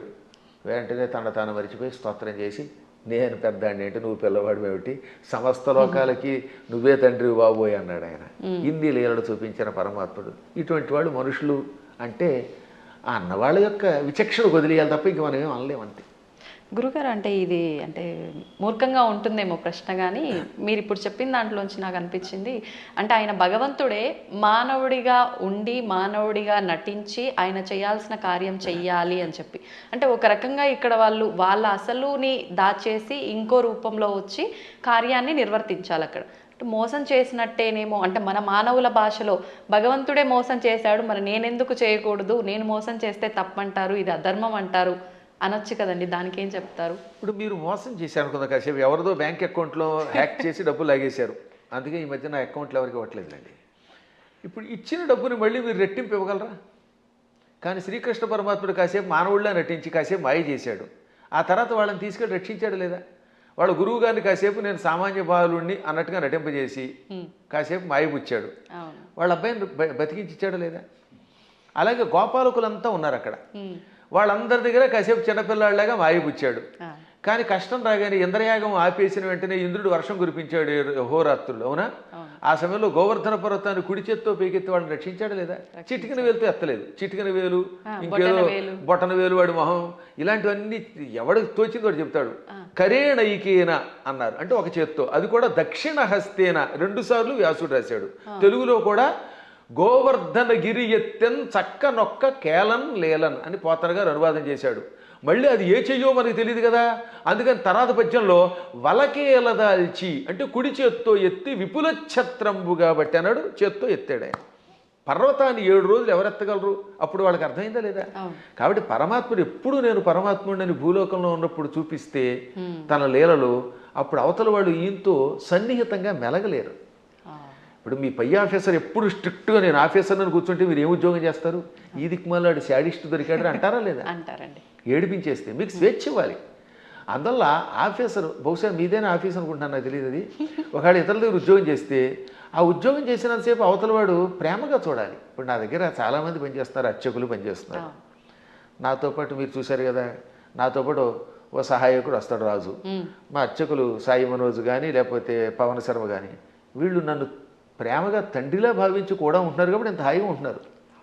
వాళ్ళు ఎందుకు ఖర్చు పెట్టారు, ఎలా చేశారు నేను అడగను, అప్పుడు వాళ్ళు ఇంకా నిజాయితీగా ఉంటారు. అవునండి. ఇంట్లో వంటకి మాకు చిన్నప్పుడు ఒక ఆయన ఉండేవాడు, ఒక హౌస్లో ఉండేవాళ్ళండి. ఆయన కోటీశ్వరుడు, బంగారపు అధిపతి. వంట ఆవిడికి వేరుశనగ గుళ్ళు ఇచ్చి ఎన్ని గుళ్ళు ఖర్చు పెట్టేవని వాడు ఆయన, ఎన్ని గ్రాములు కాదు, 100 గింజలు ఇచ్చి ఈ పూటకి 10 గింజలు, రేపు మళ్ళీ పోపులో 10 గింజలు, 10 మినప గింజలు, 10 శనగ గింజలు ఉన్నారు. అయ్యో మీ అదృష్టం వల్ల మీకు మంచివాళ్ళు దొరుకుతున్నారమ్మా, నా బొట్టి వాళ్ళు మహానుభావులు దొరుకుతారు కాబట్టి మీకు తెలియట్లేదు. కానీ బయట ఇలాంటి పిసినగొట్లే ఎక్కువ మంది ఉన్నారు. కాబట్టి ఎందుకు చెప్తానంటే ఈ లెక్కలన్నీ అడిగితే ఆ వంట ఆవిడ ఇంట్లో పని చేయగలదా? అస్సలు చేయలేదు. ఆఫీసర్ల దగ్గర మనం ఉద్యోగం చేయగలమా? అందువల్ల ఏమవుతున్నట్టు వాళ్ళు బిగుసుకుపోయి స్ట్రిక్ట్గా ఉండి అనుక్షణం ఏడిపిస్తే మనం చేయలేం. అందుకని పరమాత్మ స్నేహితుడిగా, కొడుకుగా, కొన్ని చోట్ల తండ్రిగా, కొన్ని చోట్ల మిత్రుడిగా, కొంతమందికి భర్తగా, మరికొంతమందికి ఇంకో రకంగా, ఇన్ని రకాలుగా నటించి వాళ్ళల్లో ఒకడై సామాన్యుడిలో ఉన్నాడు. అది ప్రేమగా వాళ్ళతో నటించడం తప్ప మోసం చేయటం కాదు. అలా వాళ్ళతో ప్రేమగా ఉండి వాళ్ళ చేత సేవ చేయించుకుంటూ లేక తాను సేవ చేస్తూ కష్టాలు వచ్చినప్పుడు కష్టాలు తొలగించి కొందరికి మోక్షం ఇచ్చి కొందరికి సంపదించి కాపాడాడు. ఇప్పుడు కుచేలుడు ఉన్నాడు, కుచేలుడికి అడగకుండానే ఇక్కడ నుంచే ఇళ్ళు పంపాడు. స్థలం కొనలేదు, రిజిస్ట్రేషన్ లేదు, మున్సిపాలిటీ వాళ్ళకి ప్లాన్ అప్రూవల్కి పంపడం లేదు. కుచేలుడి దగ్గర గుప్పుడు అడుగులు తినగానే అక్కడ ఆయన ఇంట్లో, కుచేలుడి యొక్క నగరాన్ని ఇప్పుడు పోరుబందర్ అంటారు, గాంధీ గారి కుటుంబానికి దగ్గరలోనే ఉంటుంది అది, ఆ ఆలయం ఎప్పటికి కూడా, అది కుచేలుడి ఇల్లు. 7 అంతస్తుల బిల్డింగ్ ఇచ్చేసాడు. అలా ఇవ్వగలిగితే అప్పుడు మనం చెయ్యాలి. అందువల్ల మనం మోసం చెయ్యడం ఎలాగా అనేది కథల్లో నేర్చుకుంటున్నాం, కానీ ప్రేమ చూపించడం, మహిమలు చూపించడం నేర్చుకోవట్లేదు. కాబట్టి శ్రీకృష్ణ పరమాత్ముడు చేసినట్టుగా మనం ఎక్కడ చేయగలుగుతాం? 16,000 మంది రాజకన్యకల్ని నరకాసురుడు జైల్లో పెట్టి హింసించి మానభంగం చేసి ఏడిపించాడు. పాపం దిక్కు లేకుండా అయిపోయారు. ఆ నరకాసురుడిని చంపాడు. చంపగానే ఆ చెరసాల్లో ఉన్న వాళ్ళంతా బయటకు వచ్చారు. ఇంటికి వెడితే మమ్మల్ని ఆదరించేవాళ్ళు లేరు. కొంతమందిని భర్తల్ని చంపి పట్టుకొచ్చాడు, తల్లిదండ్రులు చంపి కొంతమందిని పట్టుకొచ్చాడు. ఇలా రకరకాలుగా తీసుకొచ్చాడు, అత్యాచారం చేశాడు. ఇప్పుడు ఇంటికి వెడితే ఎవరు ఆదరిస్తారు? భర్తలా రానివ్వరు, తల్లిదండ్రులు ఉన్నారో లేదో తెలియదు, మాకు గౌరవం ఉండదు సంఘంలో. అందుకని మమ్మల్ని రక్షించమని మనస్సులో కోరుకుంటే ఈ 16,000 మందిని ఒకేసారి 16,000 మంటపాలు కట్టించి, 16,000 పెళ్లి మంటపాలు, వేదికలు కట్టించి 16,000 మంది మెడలో ఒకేసారి 16,000 రూపములతో మంగళసూత్రం కట్టి పెళ్లి చేసుకున్నాడు. ఇలా చేయమన్నాడు చూద్దాం ఎవడన్నా? నువ్వు కృష్ణుడిలాగా 16,000 మందిని పెళ్లి చేసుకుంటానంటే 16,000 మందికి ఒకేసారి తాళి కట్టగలవా? ఇన్ని మంటపాలు ఒకేసారి ఏర్పాటు చేయగలవా? అందరి ఇళ్లలో ఉండగలవా? వాళ్ళందరినీ ఇలా గౌరవంతో కాపాడగలవా? చేయలేవు నీ మొహం. అందువల్ల కృష్ణుడితో పోల్చుకోవాలంటే నీ లెవెల్ అలా ఉండాలి. ఇంకొక విషయం చెప్పాలి ఇక్కడ. ఒక రోజున నారదుడు అంతటి వాడికి అనుమానం వచ్చింది. ఇందులో భాగవతంలోనే, మళ్ళీ ఇంకో పురాణం కాదు, భాగవతంలోనే ఒక రోజున నారదునికి కృష్ణుడి మీద అనుమానం వచ్చింది. ఏది ఇంత నిత్యం నారాయణ అని ఆయనకు కూడా మాయ. ఇదే మాయ అంటే. ఇప్పుడు మీరు నా ఎదురుగుండా కూర్చున్నా మీరు అప్పుడప్పుడు నన్ను కూడా సామాన్యుడని ఎలా మాయలో పడిపోతూ ఉంటారో అలాగా కృష్ణ పరమాత్ముడి నామస్మరణం చేసే నారదుడు కూడా కృష్ణుడిని సామాన్యుడు కదా, ఇంతమంది భార్యలతో ఎలా వేగుతున్నాడు, 16,108 మందితో ఎలా వేగుతున్నాడు పరిశీలించాలనిపించింది. ఇది మాయ అంటారు దీన్ని. అందుకని వెంటనే ముందు ఏం చేశాడు, రుక్మిణీ మాత ఇంటికి వెళ్ళాడు. రుక్మిణీదేవి ఇంట్లో ఇద్దరు రుక్మిణీదేవి గదిలో ఒక మంచం మీద కూర్చొని సరదాగా పాచికలు ఆడుకుంటున్నారు, జోదం ఆడుకుంటున్నారు. రావోయ్ నారద అన్నాడు ఆయన. ఓ నమస్కారం చేసి, ఇప్పుడు రుక్మిణి దగ్గర ఉన్నాడు కదా, ఇక్కడ నుంచి రెండో భార్య జాంబవతి దగ్గరికి వెడదాం. రెండో ఆవిడ జాంబవతి, 3 సత్యభామ. ఎందుకని శమంతకమణిని తీసుకురావడానికి వెళ్ళింది ముందు జాంబవతి దగ్గరికి, జాంబవతిని పెళ్లి చేసుకుని వచ్చాక ఆ తర్వాత సత్రాజిత్తుకి మణిస్తే 3వ భార్య సత్యభామ అయ్యింది. ఇప్పుడు ఏం చేశాడు, రెండో భార్య దగ్గరికి వెళ్ళాడు. అక్కడ కృష్ణుడు కనపడలేదు, జాంబవతి కనపడింది. అమ్మా జాంబవతి, ఈ కృష్ణుడు ఉన్నాడే ఆ రుక్మిణి దగ్గర అనేదో చెప్పబోతూ ఉంటే, ఏమిటి మహర్షి చెబుతున్నారు ఆవిడికి అని ఆవిడ పక్క నుంచి వచ్చేసాడు ఈయన. మా ఆయన ఇప్పటిదాకా నా పక్కనే ఉన్నాడు, నాకు జడేస్తున్నాడు, నువ్వేదో రుక్మిణి అంటున్నావు ఏమిటంది. అబ్బాయి లేదమ్మా, రుక్మిణి దగ్గరికి వెళ్లకుండా నీ దగ్గరికి వచ్చాడని చెప్పబోతున్నానని మాట మార్చి ఇక్కడి నుంచి సత్యభామ దగ్గరికి వెళ్ళాడు. అమ్మా సత్యభామ, నీకెన్ని కష్టాలు వచ్చాయి అనబోతూ ఉండగా, సత్యభామ ఏం కష్టాలు వచ్చాయి, మా ఆయన నాకు వంట చేసి పెడుతున్నాడు అంది. ఆ లోపల వంట చేసి పెడుతున్నాడు. ఇలా ఈయన రుక్మిణి, జాంబవతి, సత్యభామ, కాళింది, నాగ్నజితి, లక్షణ, సుదంత, భద్ర, ఈ 8 మంది పట్టమహిషులు, ఇంకా మిగిలిన 16,100 మంది, ఈ 8తో కలిసి 16,108. అందరి పేర్లు చెప్తాను, ఓ ఏడాది పడుతుంది మరి మీకు రాసుకోగలనండి వరసగా. వాళ్ళందరి పేర్లు నాకు తెలుసు, కంఠస్థం కూడా చేశాను. ఎవరికైనా ఓపిక ఉంటే ఓ ఎపిసోడ్ అంతా వాళ్ళ పేర్లు అలా చెప్పుకుంటూ వెళ్ళిపోతాను. ఒక్కొక్కళ్ళ పేర్లు 2 సుకేసిని, కేసిని, మంజస, సమంజస, పుంజస, ఇలా రకరకాల పేర్లు కొన్ని రిపీట్ అవుతూ ఉంటే కొద్ది తేడా ఉంటాయి. ఎంతమంది ఇళ్లల్లోనూ ఈయన ఈ నారదుడు వెళ్ళడం, ఒక ఇంట్లో పాలు పితుకుతూ, ఓ చోట పాయసం చేస్తూ, ఓ చోట కాళ్ళు ఒత్తుతూ, ఓ చోట ఏమో ఇంకోటి చేస్తూ, ఓ చోట ఏమో ఇల్లు తుడుస్తూ, ఓ చోట సరదాగా ఆవిడతో పాచికలు ఆడుతూ, ఓ చోట ఏమో ఇంకో బంతి ఆడుతూ, అన్ని చోట్ల కనబడ్డాడు. పిచ్చెక్కిపోయింది నారదునికి. అంతే కదా మరి. ఇది భాగవతంలో నారదుడు కృష్ణుని పరీక్షించుట అనే ఘట్టంతో రాశారు భాగవతంలో. అప్పుడు ఆయనకి జ్ఞానోదయమై, నేను నిరంతర హరినామస్మరణం చేసిన వాడిని, నారాయణుడు సర్వాంతర్యామని తెలుసు. అసలు విష్ణు అనే శబ్దం మనకు అర్థం ఏమిటి, వ్యాపకశీలత్వాత్ విష్ణు, అంతటా వ్యాపించి నిండి ఉన్నవాడు కనుక విష్ణు అని పేరు. ఆయన భక్తుడిని ఆయన ఎక్కడున్నాడు, అక్కడున్నాడా లేదా అని పరిశీలించడం ఏమిటి అని అజ్ఞానంలో పడ్డానని గ్రహించి వెంటనే కాళ్ళ మీద పడి స్తోత్రం చేస్తాడు. అంటే నారదునికే మాయ కలిగితే ఇక మనకి రావడంలో ఆశ్చర్యం ఉంది. కాబట్టి అన్ని చోట్ల ఉంటాడు ఆయన. ఆయన స్థాయిని మనతో పోల్చుకుని ఆయనలా ప్రవర్తిద్దామంటే, పులిని చూసి నక్క వాతలు ఎట్టుకుంటే వాతలు మిగులుతాయి, ఉన్న చర్మం పోతుంది, కానీ పులి మచ్చలు రావు. గురుగారు, ఇప్పుడు మీరు చెప్పిన దాన్ని బట్టి కృష్ణుడు ఆయన భార్యలతో ఉన్నది ఒక ఉదాహరణగా మాకు అర్థమవడం కోసం చెప్పినా అది వినటానికి అయితే చాలా బాగుంది. ప్రస్తుత రోజుల్లో నిజంగా భార్యాభర్తల బంధం అలా లేదని చెప్పాలి. అంటే అందరూ అని కాదు, కొంతమంది ఒక మిత్రుల్లా ఉండాలి అంటే సమయానికి తగ్గట్టుగా ఇద్దరు భార్యాభర్తలు అన్యోన్యంగా అలా ఉండాలి, కానీ అలా ఉండట్లేదు. ఎందుకని అంటారు? ఇప్పుడున్న కారణం ఏంటి చెప్పమంటానమ్మా, అసలు సగం సినిమాలే పాడి చేస్తున్నాయి, కొంత ఇప్పుడు సినిమాలు, మరికొంత మనుష్యులలో ఆర్థిక స్వాతంత్రం వచ్చేసింది. పిల్లల్ని చిన్నప్పటి నుంచి గారంగా పెంచడం తల్లిదండ్రులు చేస్తారు, సందేహం లేకుండా పెంచాలి. కానీ అదే సమయంలో భార్యాభర్తల బంధం ఒకరితో ఒకరు ఎంత జాగ్రత్తగా ఉండాలి, క్షణికోద్రేకాలతో కోపాలు తెచ్చుకొని తిట్టుకోకూడదనేది చిన్నప్పటి నుంచి చెప్పట్లేదు కదా. ఇప్పుడు పూర్వం రుక్మిణీ కృష్ణుల కథ, సీతారాముల కథలు చిన్నప్పటి నుంచి నూరిపోసి ఏదన్నా చిన్న చితక గొడవలు వస్తాయి. భార్యాభర్తలకు తగాదాలు లేకుండా ఎలా ఉంటాయి. సతీదేవి కూడా శివుడి మాట వినకుండా వెళ్ళిపోయిందా లేదా? ఒక్కసారి సతీదేవి శివుడు వద్దంటున్నా వినిపించుకోకుండా పుట్టింటికి చూడడానికి యజ్ఞానికి వెళ్ళింది, శరీరం విడిచిపెట్టింది. భర్తకు దూరం అయితే చివరికి మిగిలేది అదే. డబ్బు సంపాదించవచ్చు, నువ్వు ఇంకేదైనా పలుకుబడుతూ ఉండొచ్చు, కానీ భార్యాభర్తలు ఇద్దరూ ఐకమత్యంతో ఉండడం వల్ల వచ్చే ఆనందం వేరని కథలు చెప్పేవారు పూర్వం. మా చిన్నప్పుడు ఇలాంటి కథలే చెప్పేవారు. అందువల్లే పూర్వం ఒకసారి పెళ్లి చేసుకుంటే యావత్ జీవితం వాళ్లే దంపతులు. ఇప్పుడు 16 రోజుల పండుగ గడిస్తే గొప్ప.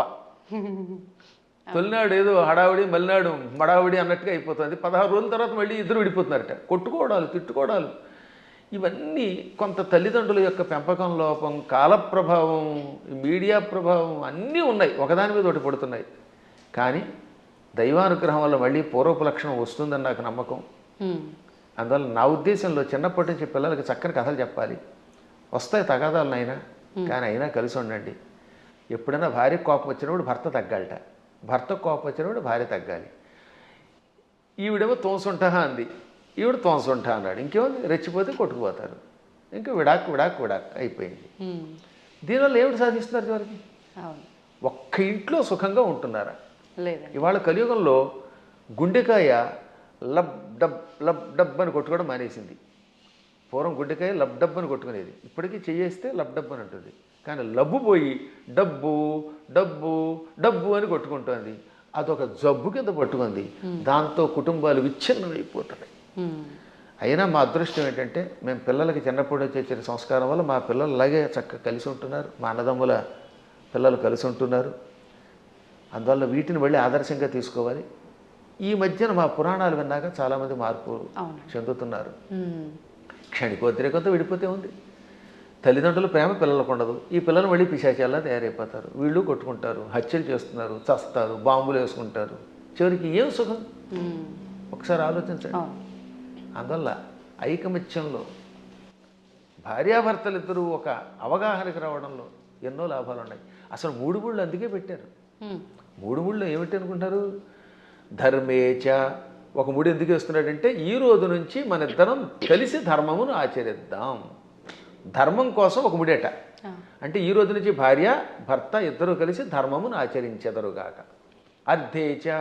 ధనం విషయంలో కూడా మీకు మీరే మాకు మేమే అని కొట్టుకోకుండా నువ్వు సంపాదించు నేను సంపాదిస్తాం, ఇద్దరు డబ్బులు అక్కడ పెడదాం, ఇద్దరం కలిసి అవగాహనకు వచ్చి ఖర్చు పెట్టుకుందాం. ఈరోజు నువ్వు గొలుసు చేయించుకో, వచ్చే నెలలో నేను ఉంగరం చేయించుకుంటాను. ఆ తర్వాత ఇద్దరం కలిసి కొంత లోను పెట్టుకుని ఎలోనుగా బతకకుండా లోను పెట్టుకుని ఇల్లు కట్టుకుందాం, లోన్ తీర్చుకుందాం, ఇలా అనుకోవాలి.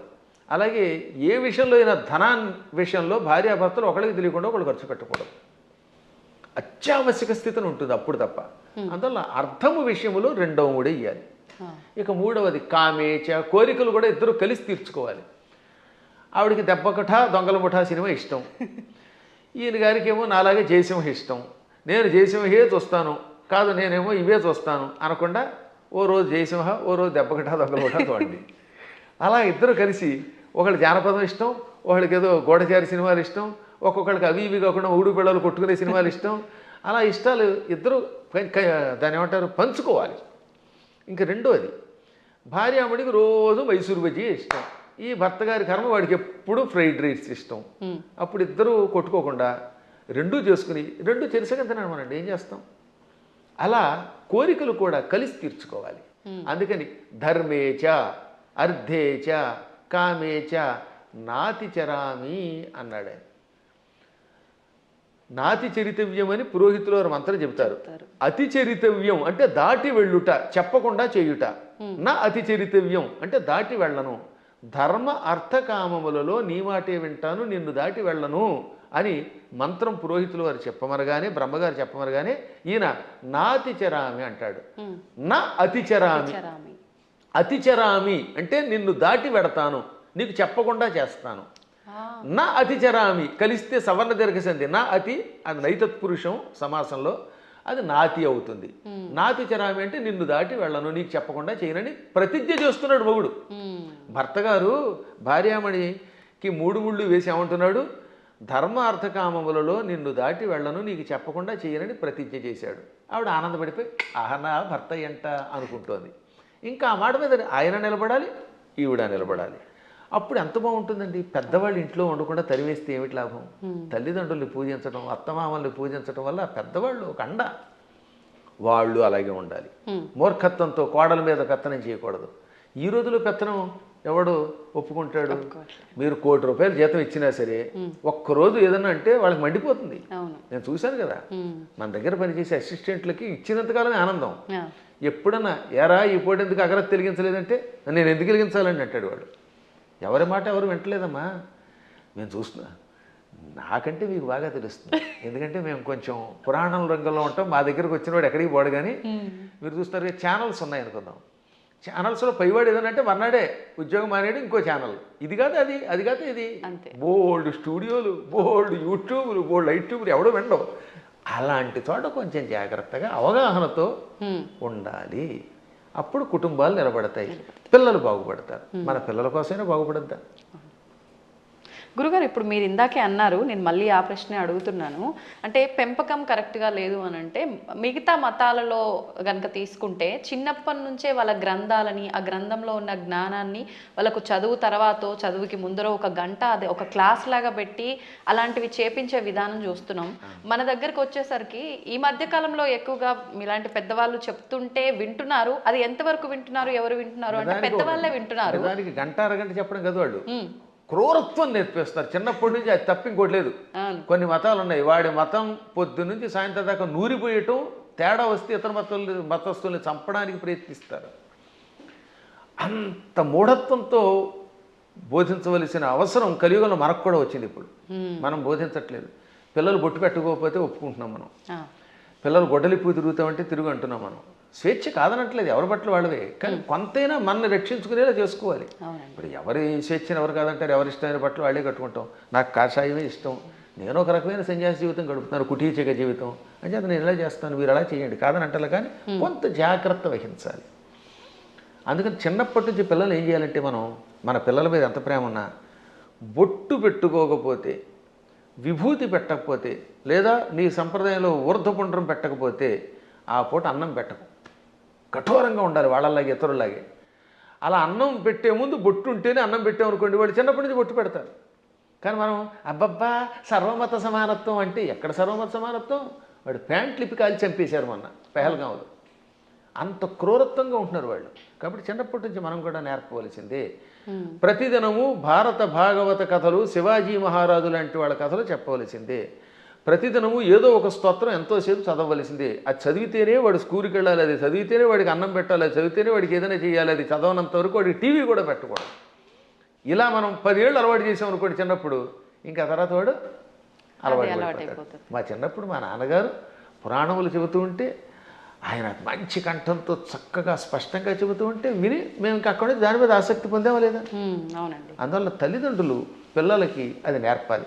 ఇప్పుడు ఈ మతమును, మన మతమును మన పిల్లలకి నేర్పడం అనేది ఉందే, అది ఇంకో దానికో కాదు, కనీసం బ్రతకడానికి అవసరం అయిపోయింది. నువ్వు బతకాలంటే నేర్చుకోవాల్సిందే, లేదా ఆ మతం మారు, లేదా చంపేస్తాడు. భవిష్యత్తులో ఒకటే, నీ మతమును అనుసరించి నువ్వు గట్టిగా నిలబడకపోతే వాళ్ళ మతంలోకైనా వెళ్ళాలి, లేదా వాళ్ళ చేతిలో చావాలి. రెండే మిగిలి చావలేము, ఆ మతంలోకి మారలేము, మధ్యలో బతకడానికి లేదు. కాబట్టి హిందువులారా, ఎవరేమనుకున్నా సూటిగా స్పష్టంగా మీకు చెబుతున్నాను, హిందువుల ఐకమత్యంతో ఉండడం ఇప్పుడు వాళ్ళ బ్రతుకు కోసం అవసరం. మీరు మీ పిల్లలకి చిన్నప్పటి నుంచి మన ధర్మాన్ని నూరిపోయండి, మన గురువుల దగ్గరికి తీసుకెళ్ళండి, ఆలయాలకి తీసుకెళ్ళండి. శని ఆదివారాలు వచ్చేయంటే వెళ్ళి తెరవలసిందే గుడికి. మీ పిల్లలకి బొట్టు పెట్టుకోకపోతే, రామ అనకపోతే, కృష్ణ అనకపోతే, శివ అనకపోతే అన్నం పెట్టకండి. అలా నేర్పకపోతే భవిష్యత్తులో మీకు ఏ విధమైన దిక్కు ఉండదు, మిమ్మల్ని రక్షించేవాడు లేడు. బాగుపడతారా? నా మాట వినండి, లేదా పొండి కర్మపుణ్యం పాలై అని ఎంత గట్టిగా నువ్వు చెబుతున్నానమ్మా. ఇటువంటివి చాలా అవసరం. ఇవాళ మీ బొట్టు వాళ్ళు ఇంకా ఈ ధర్మాన్ని ప్రోత్సహిస్తున్నారు కనుక. గురుగారు, ఇప్పుడు మీరు చెప్పారు బొట్టు పెట్టుకోమని మీ పిల్లలకు నేర్పండి అని. ఇప్పుడు మా జనరేషన్ వాళ్ళని తీసుకుంటే మీరు చెప్పేవి వింటే మాకు కొన్ని అర్థమవుతాయి, కొన్ని అంతవరకే మాత్రమే తెలుసు, మాకు ఆ జ్ఞానం మాత్రమే, దానికి ముందర వెనక ఇంకేముందనేది తెలియదు. ఇప్పుడు అన్నారు బొట్టు పెట్టుకోవాలమ్మా, అది మన ధర్మం అని చెప్పి, నేను వెళ్ళి ఇప్పుడు అదే సేమ్ నా పిల్లలకి చెప్పాను అనుకోండి, అవును బొట్టు పెట్టుకోవడం మన హిందూ ధర్మంలో ఉంది, అసలు ఎందుకు పెట్టుకోవాలి, దాని వెనకాల రీజన్ ఏంటి అడిగితే మా బోటి వల్ల అసలు మేము చెప్పలేకపోతున్నాము. ముందు ఒకటి చెప్పండి వాళ్ళకి. ఇప్పుడు ఆ పెహల్గాంలో ఎందుకు కాల్ చేశారు? వాళ్ళ మతంలో లేరని, అంతేనా? దానికి ఏమన్నా రీజన్ ఉందా? ఇప్పుడు నువ్వు బొట్టు పెట్టుకుంటూ ఇలా ఐకమత్యంతో 10 మంది కలిసి ఉండకపోతే రేపు పొద్దున్న నువ్వు మా వాడివి కాదని చంపేస్తారు. కాబట్టి ఒకటి ముందు మన ధర్మం బతకడానికి అవసరం చెప్పండి. రెండవది ఈ కనుబొమ్మల మధ్యలో బొట్టు పెట్టుకుంటే ఒకటి అందం. ఇప్పుడు మీరు ఆ కాస్త బొట్టు తీసేసి ఉంటే మీ మొహం చూడలేం, అదో రకంగా కనపడతారు, పిశాచపు మొహంలో ఉంటుంది. బొట్టు పెట్టుకుంటే సౌందర్యం. తర్వాత ఈ కనుబొమ్మల మధ్యలో జ్ఞాపక శక్తి పెంచడానికి చాలా ఉపయోగపడుతుంది. రోజు నిత్యం ఈ చూపుడు వేలుతోటి బొట్టు పెట్టుకోగా ఒత్తిడికి జ్ఞాపక శక్తి పెరుగు, చురుకుతనం పెరుగుతుంది. కొంతకాలం అబ్జర్వ్ చేయండి మీరే. ఇప్పుడంటే కెమికల్స్ వచ్చాయి, స్టిక్కర్స్ వచ్చాయి, కానీ పూర్వం కుంకుమ అంటే కుంకుమ పెట్టుకుంటే దానివల్ల ఆడవాళ్లలో ఒక రకమైన జ్ఞాపక శక్తి, ఇంట్లో ఏ మూల ఏ వస్తువు పెట్టినామో వాళ్ళకి గుర్తున్నట్టుగా ఎవరికి ఉండదు. పోపుల డబ్బాలో ఫలానా దాంట్లో కందిపప్పు ఉంది, దాంట్లో పెసరపప్పు ఉంది, ఆవాలు ఉన్నాయని ఎలా గుర్తుపెట్టుకున్నారమ్మా వాళ్ళు అవధానులు. మేము పద్యాలు గుర్తుపెట్టుకున్నట్టుగా అది బొట్టు వల్లే వస్తుంది. జుట్టు చక్కగా కొబ్బరి నూనె రాసుకుని దువ్వుకుంటూ ఉంటే జుట్టు ఊడిపోకుండా ఉంటుంది. ఇప్పుడు కొబ్బరి నూనె ఎందుకు రాసుకోవాలంటున్నారు? అందుకని కొబ్బరి లేదు, రబ్బరి లేదు, శుభ్రంగా నున్నగా అయిపోతుంది. దానికోసం బోడి ఖర్చు పెడుతున్నారు. అవునా? కాబట్టి పేలు పట్టకుండా ఆరోగ్యంగా ఉండదు, తలనొప్పి తగ్గుతుంది. ఇప్పుడు మీకు తలనొప్పులు ఎక్కువ ఎందుకు వస్తున్నాయి అంటే కేవలం నూనె రాసుకోకపోవటం, వారానికి ఒకసారి కుంకుడుకాయలతో తలంటుకుపోవడం వల్ల హెడ్ఏకులు వచ్చి దానికోసం మందులు వాడి, ఈ మందుల వల్ల ఇంకో రోగం వచ్చి మోకాలు నొప్పి వచ్చి, మోచేయి నొప్పి వచ్చి గట్టిగా నడవలేరు, కూర్చోలేరు. అందుకని లిఫ్ట్లు పెట్టవలసి వస్తుంది. మేము పైకి కిందకి 4 అంతస్తులు రోజుకి 8 సార్లు దిగుతున్నాను. నేను ఇంతవరకు లిఫ్ట్ ఎక్కలేదు తెలుసా? ఇప్పుడు మీరు పైకి వచ్చిన ఈ భవనంలో నేను ఇంతవరకు లిఫ్ట్ ఎక్కలేదు ఒక్కనాడు కూడా. నేను ఒకడికి లిఫ్ట్ ఇవ్వాలి కానీ నాకు ఒకటి లిఫ్ట్ ఇవ్వడం ఏమిటి యంత్రం? అందువల్ల నేను నడిచి వస్తున్నాను. అది కారణం ఏంటంటే తలంటుకోవటం, కొబ్బరి నూనె రాసుకోవటం, ఒంటికి అప్పుడప్పుడు తైలమర్దనం చేసుకుని శుభ్రంగా అభ్యంగన స్నానం చేయటం, బొట్టు పెట్టుకోవడం, ఈ సంప్రదాయాలు ఆరోగ్యాన్ని ఇస్తాయి. మన సంప్రదాయాలన్నీ ఆరోగ్య సూత్రాలే. మన తలలో ఉన్నటువంటి బ్యాక్టీరియాని చంపి ఆ చేదు, కుంకుడు చేదు బట్టతలు రాకుండా కాపాడుతుంది. రెగ్యులర్గా కుంకుడుకాయతో వారానికి 2 సార్లు ఒకసారి స్నానం చేయండి, జుట్టు వస్తుంది. షాంపూలు పెట్టండి, వెంటనే ముందు తెల్లని రంగు క్యాంప్ వేస్తుంది షాంపూ వల్ల, అందుకే తెల్లబడిపోతాయి. ఆ తర్వాత ఈ తెలుపు బాగు చేయడానికి మళ్ళీ రంగు వేయాలి. ఆ రంగు వేసేసరికి మొత్తం జుట్టు ఊడిపోయి చుట్టూతో 4 వెంట్రుకలు దానికి రంగు వేయటం, లేదా మళ్ళీ విగ్గులు పెట్టుకోవడం, ఎన్ని గొడవలు వస్తున్నాయి. కాబట్టి మన సంప్రదాయంలో అన్ని ఆరోగ్యానికి పనికొచ్చేవి. అయినా కొన్ని విషయాల్లో ఇంకెందుకు అడగకూడదండి. నేను ఎందుకు పుట్టానంటే ఏం చెబుతావు? మనం పుట్టామా లేదా? ఆ పుట్టడానికి మన కారణం మన చేతిలో లేదు. అది మన కర్మ ఏది ఉందో మనకు తెలియదు. కాబట్టి నువ్వు ఎందుకు పుట్టావు, నువ్వు ఎందుకు అన్నం తింటావు? అన్నం తిన్నంతకాలం, నువ్వు పుట్టినంతకాలం, నువ్వు పరిగెడుతున్నంతకాలం నువ్వు కొట్టెట్టుకోవాల్సిందే. కొన్నింటికి ఇంకా లేదు, నువ్వు లాగి కొట్టించుకోవటమే. దెబ్బ కనపడుతుందా? దేవుడు ఎక్కడున్నాడో చూపించమని అడిగట్టు వెనకడికి. లింగ పురాణంలో ఒక నాస్తికుడు వచ్చి దేవుడు లేడు, ఉంటే చూపించన్నట్ట. వెంటనే గురువుగారు లాగి గోపేదోడు కొట్టాడు. బాబోయ్ అన్నాడు. ఏం బాబోయ్ ఎందుకు అన్నావు అంటే బాధ అన్నాడు. ఏది బాధ చూపించన్నాడు. లాగి గోపేద కొడితే బాధ కలిగింది అన్నాడు. బాధ ఏది చూపించంటే బాధ ఎలా చూపిస్తామండి, లోపల ఉంటుందన్నట్ట. అలాగే దేవుడు కూడా అంతటా ఉన్నాడురా. ఈ బాధలో, ఆనందంలో, వెలుతురులో, జలంలో ఉన్నది ఆ చైతన్యమే. అది లేకుండా పుట్టావు, లేకపోతే ఎముకల పోగు. ఆ ఎముకల పోగు మీద మళ్ళీ రకరకాల నరాలు, ఆ నరాలను అంటి పెట్టుకుని చీము, నెత్తురు, మాంసం, కండరాలు, మోకాళ్ళల్లో గుజ్జు, మా చేతుల్లో గుజ్జు, కళ్ళల్లో, గుడ్లల్లో చూపు, ఇవన్నీ పెట్టి పైన చర్మం పెట్టి ఓ సౌందర్యం ఇచ్చాడు ఈ శరీరానికి. ఒక్కసారి ఆశ్చర్యంగా ఉంటుంది మనకి. దీని కింద ఎన్ని నాడులు, మనం తిన్న అన్నం గిలకొట్టబడి జీర్ణమై రక్తంగా మారుతుందా, ఆ రక్తం వీటన్నిటికుండా ప్రవహిస్తున్నదా. అసలు ఎంత అద్భుతమైన యంత్రం. ఈ యంత్రాన్ని ఇంకెవడన్నా రీప్లేస్ చేయగలడా? మోకాళ్ళ చెప్పులు మారిస్తే ఒరిజినాలిటీ ఎక్కడ ఉంటుంది? వంగలేవు, కూర్చోలేవు నువ్వు. ఈ ముక్కు మారిస్తే దీంట్లో ఉన్న ఉండవు. ఇటువంటి శరీరం ఒక్కసారి స్తంభించిపోతే ఎందుకు పనికి రాకుండా అయిపోతే అది ఎందుకు పనికి రాకుండా కుళ్ళిపోతుంది. మళ్ళీ దీన్ని కుళ్ళిపోయి పాడైపోవడానికి వీలుగా లోపల బ్యాక్టీరియా పెట్టాడు. పురుగులు వచ్చి తగలబెట్టకపోతే, కాల్చకపోతే, ఈ శరీరం కొంతకాలం అలా మూలండిపోతే లోపల కొత్త పురుగులు పుట్టి దీన్ని తినేసి మళ్ళీ అవి నాశనం అయిపోతాయి. శుద్ధి చేసి వెళ్ళిపోతున్నది. అటువంటి ఈ అస్థిపంజరాన్ని దీని మీద ఇన్ని రకాలైన విశేషాలని పెట్టి సృష్టి కొంతకాలం నడిపిస్తూ మళ్ళీ వీడు వెళ్ళిపోయాక ఎక్కడికి వెళ్ళాడో తెలియకుండా చేసే అపూర్వమైన ఆ అద్భుత దివ్యశక్తే పరమాత్మ అంటే. కాబట్టి వాడు అంతటా ఉన్నాడు. పిల్లలకి పిడివాదం కాకుండా చిన్నప్పటి నుంచి కనుక నేర్పితే 8 ఏళ్ళు వచ్చాక మనం నేర్పలేము. బై బర్త్ చిన్నప్పటి నుంచి బొట్టు కట్టు వాడికి స్తోత్రాలు నేర్పాలి. ఇప్పుడు నేను ఉదాహరణ చూస్తాను. మా మనవడు ఉన్నాడు, మా మనవరాలు ఉండేది. వాళ్ళు రామ అనకుండా అన్నం తినరు. వాళ్ళ అమ్మ నాన్న అలా పెంచుతున్నారు. శివాజీ మహారాజుకి జై అంటాడు మా మనవడు వచ్చి కత్తి తీసి. ఆ శివాజీ కథలు నేర్పారు. ఆ రకంగా చిన్నప్పటి నుంచి నేర్పితే ఖచ్చితంగా ఈ మార్గంలో వస్తారు. నేర్పినారని దరిద్రులు కొంతమంది ఉంటారు, కొంతమంది క్రూరులు. ఆ కమ్యూనిస్టులు మనమేం బాగు చేయలేము. వాళ్ళు నికృష్టులు, వాళ్ళ పక్కన వదిలేద్దాం, అది వాళ్ళ కర్మ. కానీ ముందు మన ప్రయత్నం మనం చేయాలి. గురుగారు, ఇప్పుడు మీరు ఇందాక అన్నట్టుగా పిసినారి కానివ్వండి, ఇలాంటి మూర్ఖులు నాస్తికులు కానివ్వండి, ఇదంతా అంటే వాళ్ళ కర్మను బట్టే వచ్చారు అనుకోవచ్చా? మరి లేదు అంటే ఇప్పుడు మీరు చెప్పినట్టుగా పెంపక లోపము అలా కూడా అనుకోవచ్చా? దీనిలో చాలా పనిచేస్తాయి. పెంపకంలో కొంత లోపం, వాళ్ళ పూర్వకర్మలు కొన్ని, చుట్టుపక్కల వాతావరణం కొన్ని, పరిస్థితులు కొన్ని, ఇవన్నీ కర్మల యొక్క ఫలితాలు. అందుకే కొంతవరకు మనం మన ప్రభావంతో మార్చొచ్చండి. చెప్పగా కొంత మారుతారు, అంతా మారదు. కానీ అలాగే కొన్ని చూడగా ఎప్పటికో కొంతమంది మారుతారు. కొన్ని పుట్టుకతో వచ్చే దరిద్ర లక్షణాలు ఉంటే అవి చచ్చేదాకా మారవు. అందుకే వాటిని ఏమంటారు? నైసర్గికములు అంటారు. నిసర్గ అంటే బై బర్త్ వచ్చేదాన్ని. పూర్వం మీరు ఎప్పుడన్నా సోషల్ స్టడీస్ చదివితే భారతదేశానికి నైసర్గికంగా హద్దులే ఉన్నాయి అంటే ఏంటి? సహజంగా ఏర్పడినవి అని అర్థం. కాబట్టి నిసర్గ అంటే పుట్టుకతో వచ్చే సహజ లక్షణము. అటువంటి లక్షణాలకి అన్నీ పోవు, కానీ కొంతవరకు మార్చచ్చు. నాస్తికులు కూడా చివరిలో మారినవాళ్ళు లేరు. కొంతమంది పేరు కమ్యూనిస్టులు, మా ఆవిడ రమ్మందండి అని వెళ్ళి ఏడుకొండల దగ్గరికి వెళ్ళడం.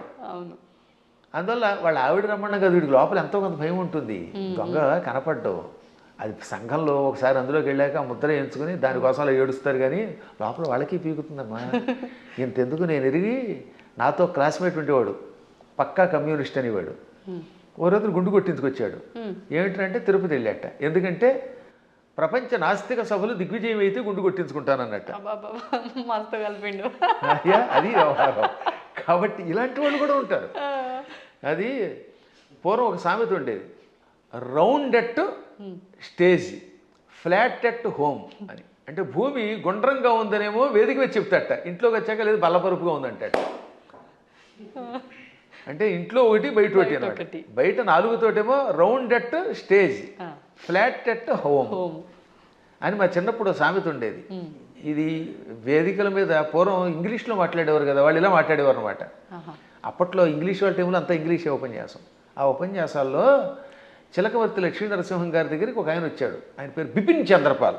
బిపిన్ చంద్రపాల్ ఉపన్యాసంలో మాట ఇప్పుడే చెప్పింది. ఆయన ఇంగ్లీష్లో అనర్గళంగా మాట్లాడుతూ, హిందువులు అలా చేస్తున్నారు, బయటకు వచ్చినప్పుడు ఒక రకంగా, ఇంట్లో ఉన్నప్పుడు ఒక రకంగా ఏడుస్తారు, అలా ఉండకండి, ఇంట్లోనూ బయట హిందువుల్లో ఉండండి అని చెప్పడానికి ఆయన మంచి మాట చెప్పాడు ఆయన. కాబట్టి మనం ఏది నమ్మేమో అది చెయ్యాలి చివరిదాకా. అజ్ఞానంతో కూడినవి చేయకుండా ఉండాలి. సరే, ఏది ఏమైనప్పటికీ ముందు పిల్లల్ని మన మార్గంలో మనం పెంచుతామమ్మా. విన్నారా బాగుపడతారు, వినకపోతే మనం ఏం చేయగలుగుతాం? గుర్రాన్ని తీసుకెళ్ళగలం, మంచినీళ్ళు తాగించలేం కదా. అందువల్ల అలా చేయడానికి ప్రయత్నిద్దాం. మళ్ళీ భగవంతుని అనుగ్రహించినప్పుడు ఇంకోసారి కలుసుకుందాం. గురుగారు, ఒక చిన్న సందేహం. క్రిందటిసారి మనం చేసిన వీడియోలో విశుక్ర ప్రాణహరణ వారాహి వీర్యనందిత అని చెప్పి మీరు శ్లోకం చెప్పడం జరిగింది లలితా సహస్రనామాల్లోంచి. అది చాలామంది విషంగ ప్రాణహరణ అని చెప్పి కామెంట్లలో కూడా పెట్టడం జరిగింది. అసలు ఏంటండి వాస్తవం ఏంటి? ఇక్కడ 2 రకాలు. అది జ్ఞానంతో పెడితే పర్వాలేదు, ఎవడో చెప్పింది విని పెడితే అది వాడి కర్మ, మనం ఏం చేయలేం అనుకోండి. లలితా సహస్రనామానికి వ్యాఖ్యానం రాయాలంటే ముందు వాడికి స్వతసిద్ధమైన ఉపాసన ఒకటి ఉండాలి. ఏముండాలి? ఉపాసన. 2 సంస్కృత పాండిత్యం ఉండాలి. ఈ 2 లేని వాడు వ్యాఖ్యానం చేస్తే మనం పట్టించుకోక్కర్లేదు. ఆ తప్పు అన్నారనే, ఆ తప్పు అన్నవాడు వాడు తప్పుడు మనిషి. ఆ తప్పు కాదు, పాఠాంతరం అనాలి. దాన్ని ఏమనాలి? పాఠాంతరం. కొంతమంది ఇది తప్పండి అని. ఇంతకీ ఇది మీరు ఎప్పుడు నన్ను అడిగింది ఏంటంటే వారాహి దేవత గురించి అడిగారు. అందులో భాగంగా ఈ నామానికి కూడా అర్థం చెప్పాను.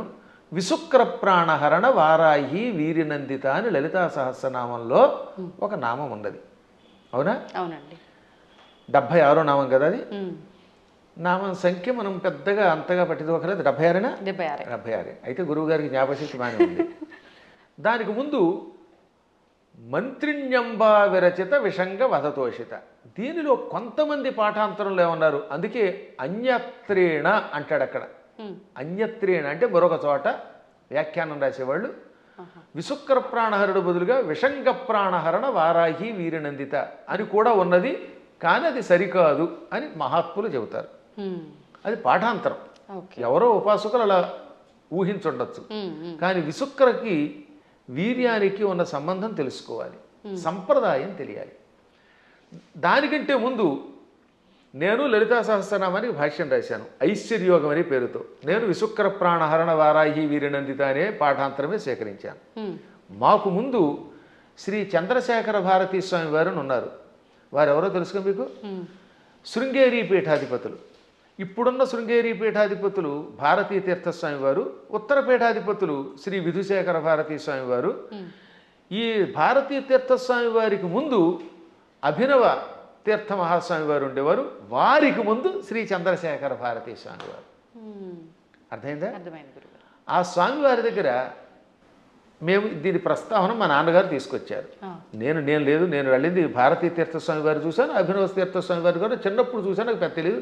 భారతీ తీర్థస్వామి వారు మహానుభావులు, అజ్ఞానాంజాహ్నవీ తీర్థమే అయిన ఆ మహాత్ముల ఆశీస్సులు నాకు చాలాసార్లు లభించాయి. నేను దాదాపు అందరి పీఠాధిపతుల దగ్గరికి వెళ్ళాను ఉపాసన విషయం తెలుసుకోవడానికి. ఇప్పుడు కంచిపీఠం శ్రీ విజయేంద్ర సరస్వతి స్వామి వారు నేను కనబడితే గుర్తుపెట్టేస్తారు. మొన్న కూడా ఇక్కడ పురాణం చెబితే ప్రత్యేకంగా ఇచ్చారు.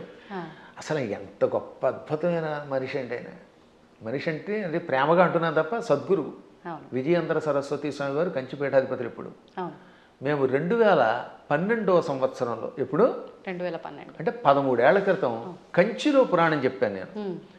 అప్పుడు నేను ఇది ఇందాక చెప్పానే దేవి అపరాధ క్షమాపణ స్తోత్రం భవాని తత్పాణి గ్రహణ ఆ శ్లోకానికి భాష్యం చెబుతున్నాను. ఎదురుగుండా కూర్చున్నారు శ్రీ విజయేంద్ర సరస్వతి స్వామి వారు. అప్పటికింకా జయేంద్ర సరస్వతుల వారు కూడా ఉన్నారు. ఇద్దరూ నాకు తెలుసున్న వారే. ఇద్దరికీ నేను నమస్కారం చేసుకున్న వాళ్ళని వాళ్ళ ఆశీస్సులు పొందాను. అప్పుడు ఈ విజయేంద్ర సరస్వతి స్వామి వారు ఇలా కుర్చీలో కూర్చున్నారు. బ్రహ్మానంద భరితులు విని అయ్యాక పీఠానికి పిలిచి ఘన సన్మానం చేశారు. మా అమ్మాయి పెళ్లికి చేరిచ్చారు నాకు విజయేంద్ర సరస్వతుల వారు. ఆయనకు ఒక్కసారి ఒక మనిషిని చూస్తే ఎవరి జీవితం గుర్తుపెట్టుకుంటారు. కాబట్టి వారి దగ్గరికి వెళ్ళాను నేను ఇది ఉపాసనా విషయాలు తెలుసుకోవడానికి. సరే, మహానుభావులైన పీఠాధిపతులు అందరినీ చూశాను. గణపతి సత్యానంద స్వామి వారిని ఎరుగుదు నేను. ఇవన్నీ ఎందుకు చెప్పవలసి వస్తుంది? ఈ చంద్రశేఖర భారతీ స్వామి మహాస్వామి వారు జగద్గురువుల వారి దగ్గర సన్యాసం పుచ్చుకున్న ఒక ఉపాసకుడు ఉన్నాడు. ఆయనని ఎరగలేదు అంటే వాడికి శ్రీచక్రోపాసన గురించి తెలియని వాడు. శ్రీచక్రము గురించి లలితా సహస్రనామం గురించి వ్యాఖ్యానం తెలుసుకోవాలంటే తప్పనిసరిగా ఒక ఆయన్ని మనం తలుచుకోవాలి.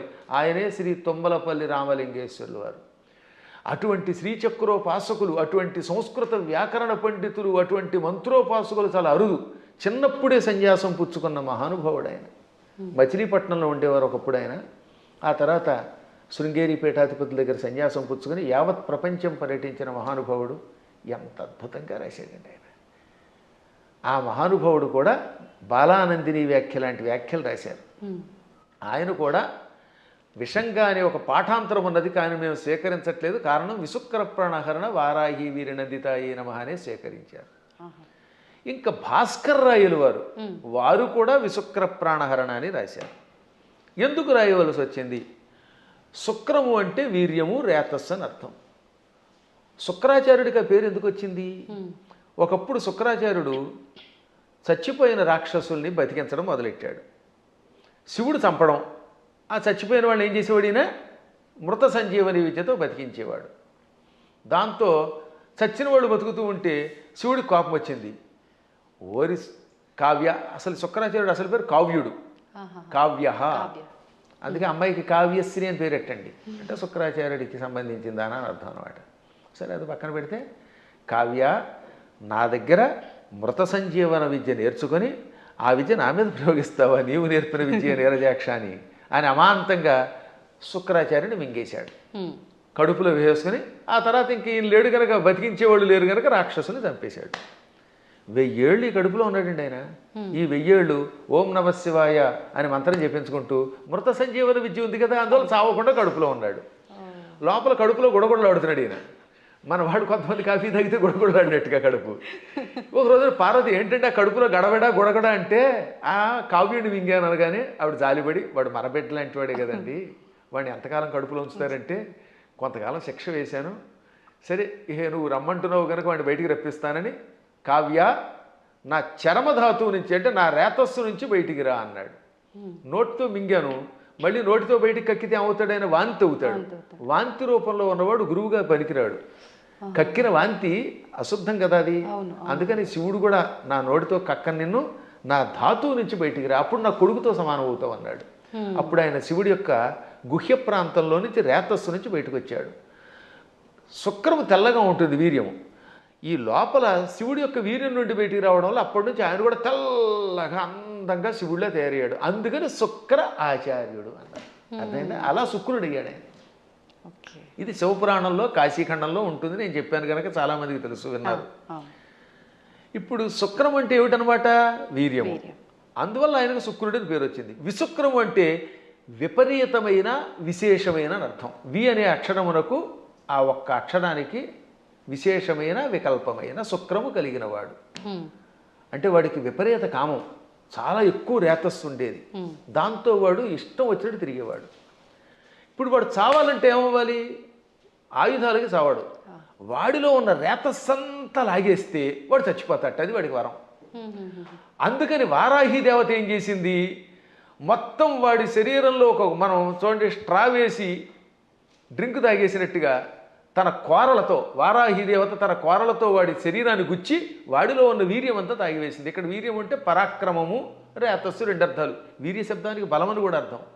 అందుకే వీర్యము అంటే రాముడిలో వీర్యం ఉందంటే అక్కడ బలం ఉన్నదని అర్థం అనమాట. ఆ బలాన్ని, సత్వాన్ని తాగేసింది. అందువల్ల అక్కడ ఏమన్నాడు? విశుక్ర ప్రాణహరణ. విశుక్రుని యొక్క ప్రాణములను హరించిన, తాగేసిన వారాహి దేవత యొక్క వీర్యమునకు నందిత, సంతోషపడింది లలితది. ఇప్పుడు ఆ విశుక్ర శబ్దానికి ఈ వీర్యానికి ఇంటర్లింక్ ఇప్పుడు మీకు అర్థమైందా? ఆవిడ అక్కడ వీర్యమును తాగేయటం వల్ల ఆ వీర్యమునకు ఆవిడ సంతోషపడింది, ఆ బలానికి సంతోషపడింది. ఇక్కడ విషంగా రాస్తే ఈ రెండింటికి ఉన్న మంత్రార్థాలు, గూఢార్థాలు దెబ్బతింటాయి. ఎందుకంటే కొన్ని చెప్పడానికి స్టేజీ కాబట్టి చెప్పట్లేదు.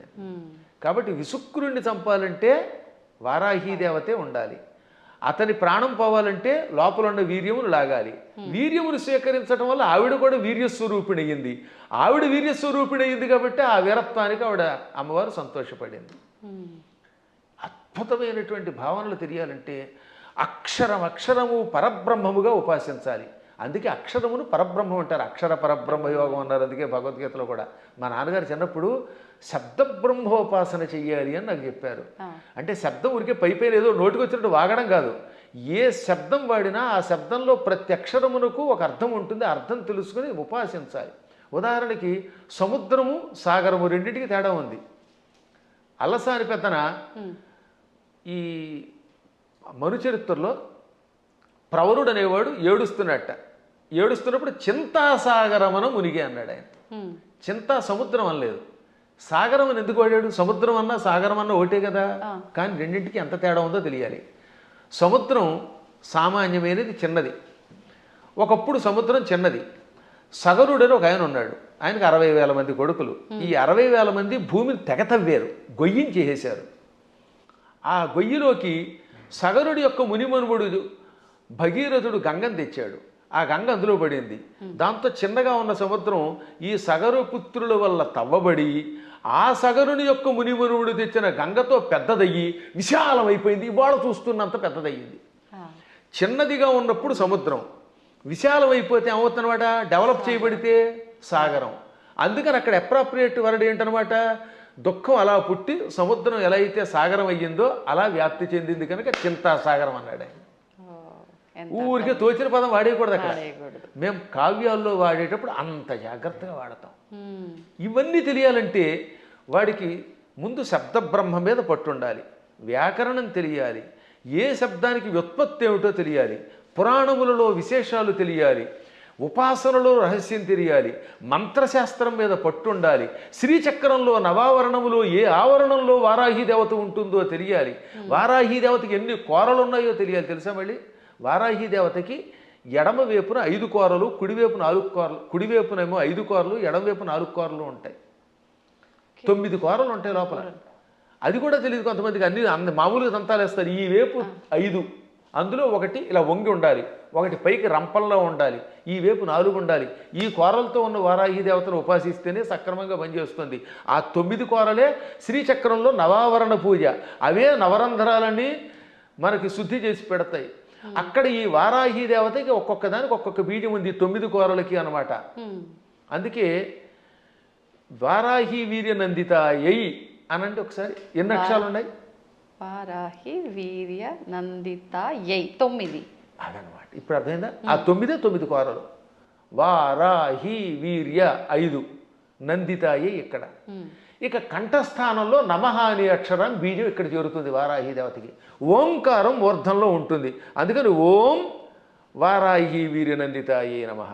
మళ్ళీ వీటితో పాటు ముక్కులు, చెవులు, రంధ్రాల్లో ఓం ఐం హ్రీం శ్రీం అనే బీజములు, విశుక్ర ప్రాణహరణ వారాహి వీరినందితాయి. అంటే ఆకారం వేసేటప్పుడు ఏ బీజం ఎక్కడ వేయాలో వేసి, ఏ కూరలు ఎక్కడ వేయాలో, ఎక్కడ ఏ బీజం ఉందో తెలుసుకుని ఉపాసన చేయాలి. ఇంత ఉపాసన తెలియకుండా తొందరపడిపోయి పాఠాంతరం అనే శబ్దాన్ని తప్పుగా ఉచ్చరించారు అన్నారంటే అది ఎంత ప్రమాదం. అందుకే స్టేట్మెంట్ ఇవ్వడానికి ముందు నీ అర్హత తెలుసుకో.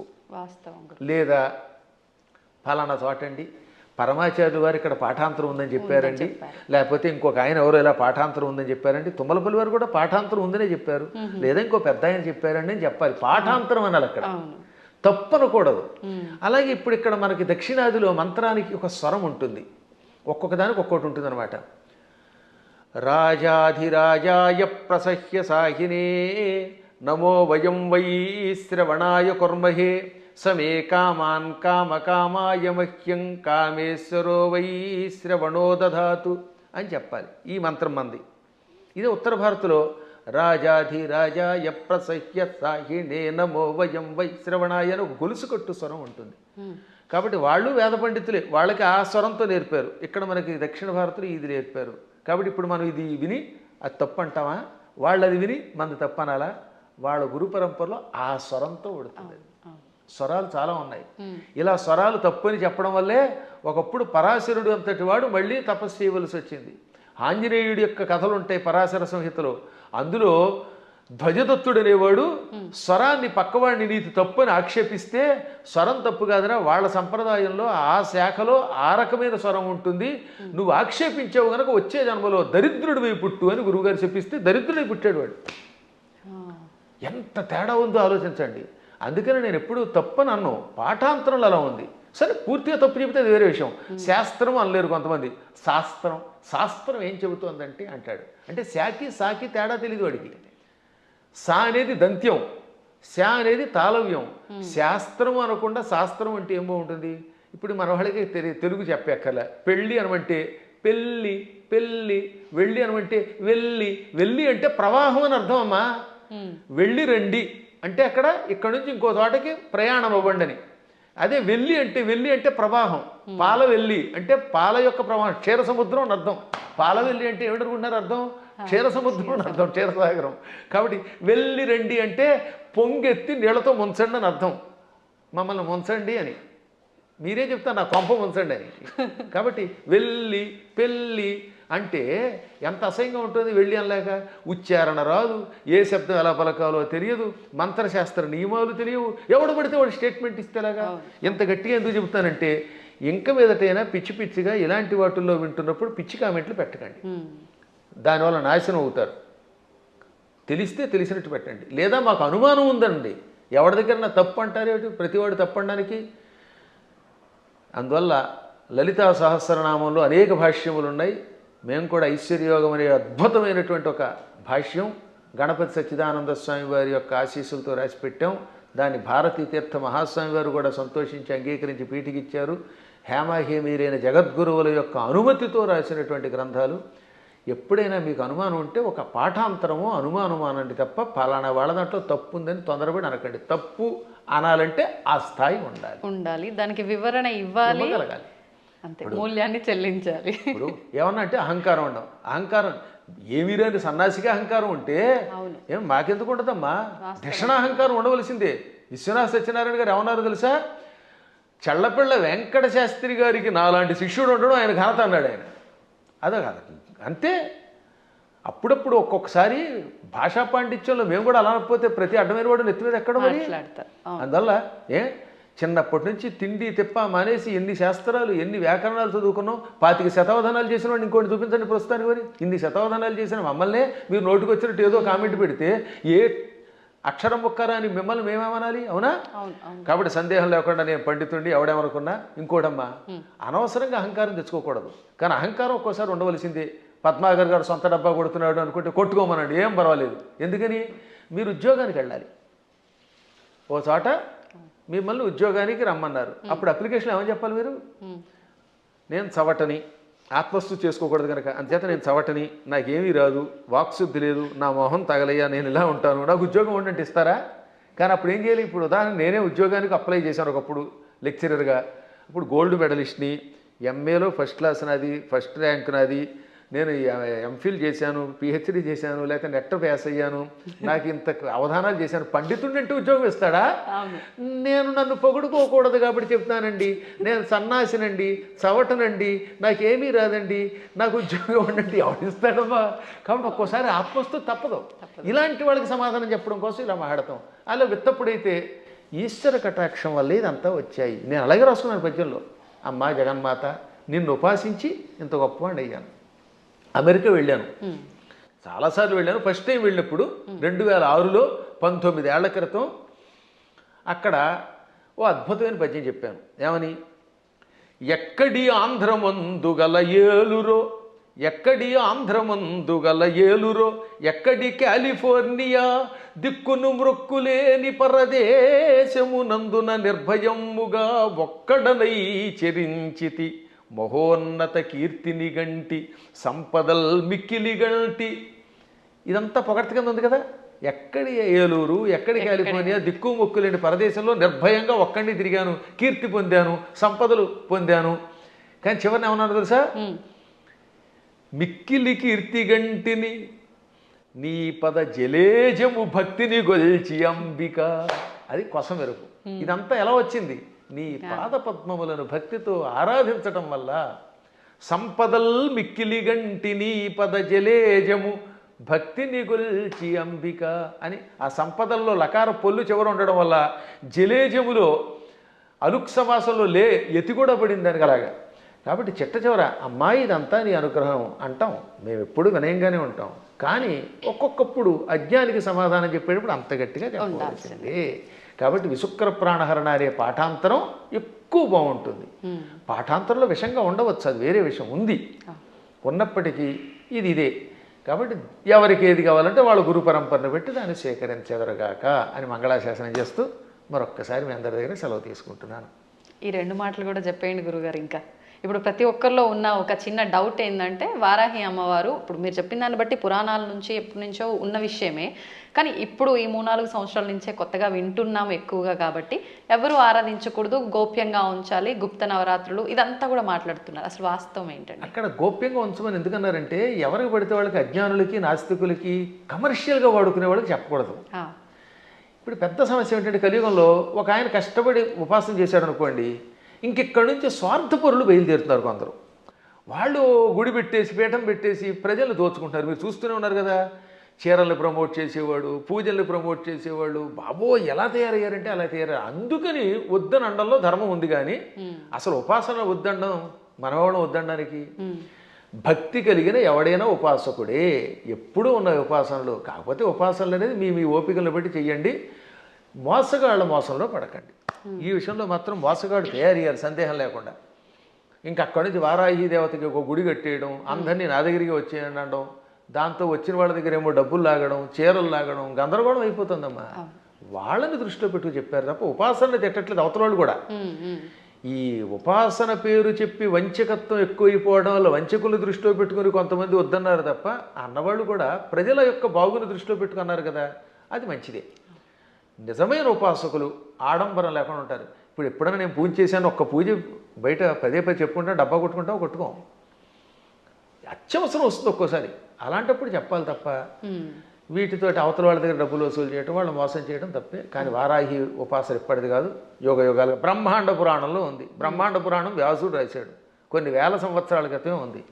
అవి కూడా కాదంటే అది వాళ్ళ కర్మ. సంతోషం అండి. మంచి అంటే ఒక నిర్ధారణ అనేది జరిగింది ప్రతి ఒక్కరికి కూడా. అంటే పెద్ద పెద్ద జ్ఞానులు, యోగులే వారాహి అమ్మవారిని ఆరాధించరు, మీరెవరు ఆరాధించడానికి అని ఖచ్చితంగా చెప్పే వాళ్ళు ఉన్నారు ప్రస్తుతం మీడియా ముఖంగా. అసలు లేదు, అందరూ ఆరాధించే వాళ్ళు. అంత మొత్తానికి జనాలకి ఏమైపోయిందంటే ఒక క్లారిటీ మిస్ అయిపోతుంది. సంతోషం గురుగారు, చాలా మంచి విషయాలు తెలియజేశారు. ఇంకా సమయం ఉంటే ఇంకా మాట్లాడాలని ఉంది, కానీ ఇప్పటికే చాలా సమయం అయిపోయింది. మీ అనుమతి ఉంటే మరొక వీడియోలో తప్పకుండా మంచి విషయాలు మాట్లాడుకుందాం. ధన్యవాదాలండి. తవ్వండి, తవ్వుతూనే శివలింగం. పరమాత్మకు జీవా సరే, దాన్ని అట్లా కప్పేసేయండి, చూపించదండి. Krishna is there. మూర్తి పూజ కాదు, సాక్షాత్ బ్రజేంద్ర నందన భగవాన్ ఉన్నారు మూర్తిలో. ఏమీ ఆశించకుండా ఆరాధించే వాళ్ళు కూడా ఉన్నారా ప్రభుజీ? నిజమైన భక్తి అంటే మనకు తెలియదు కాబట్టి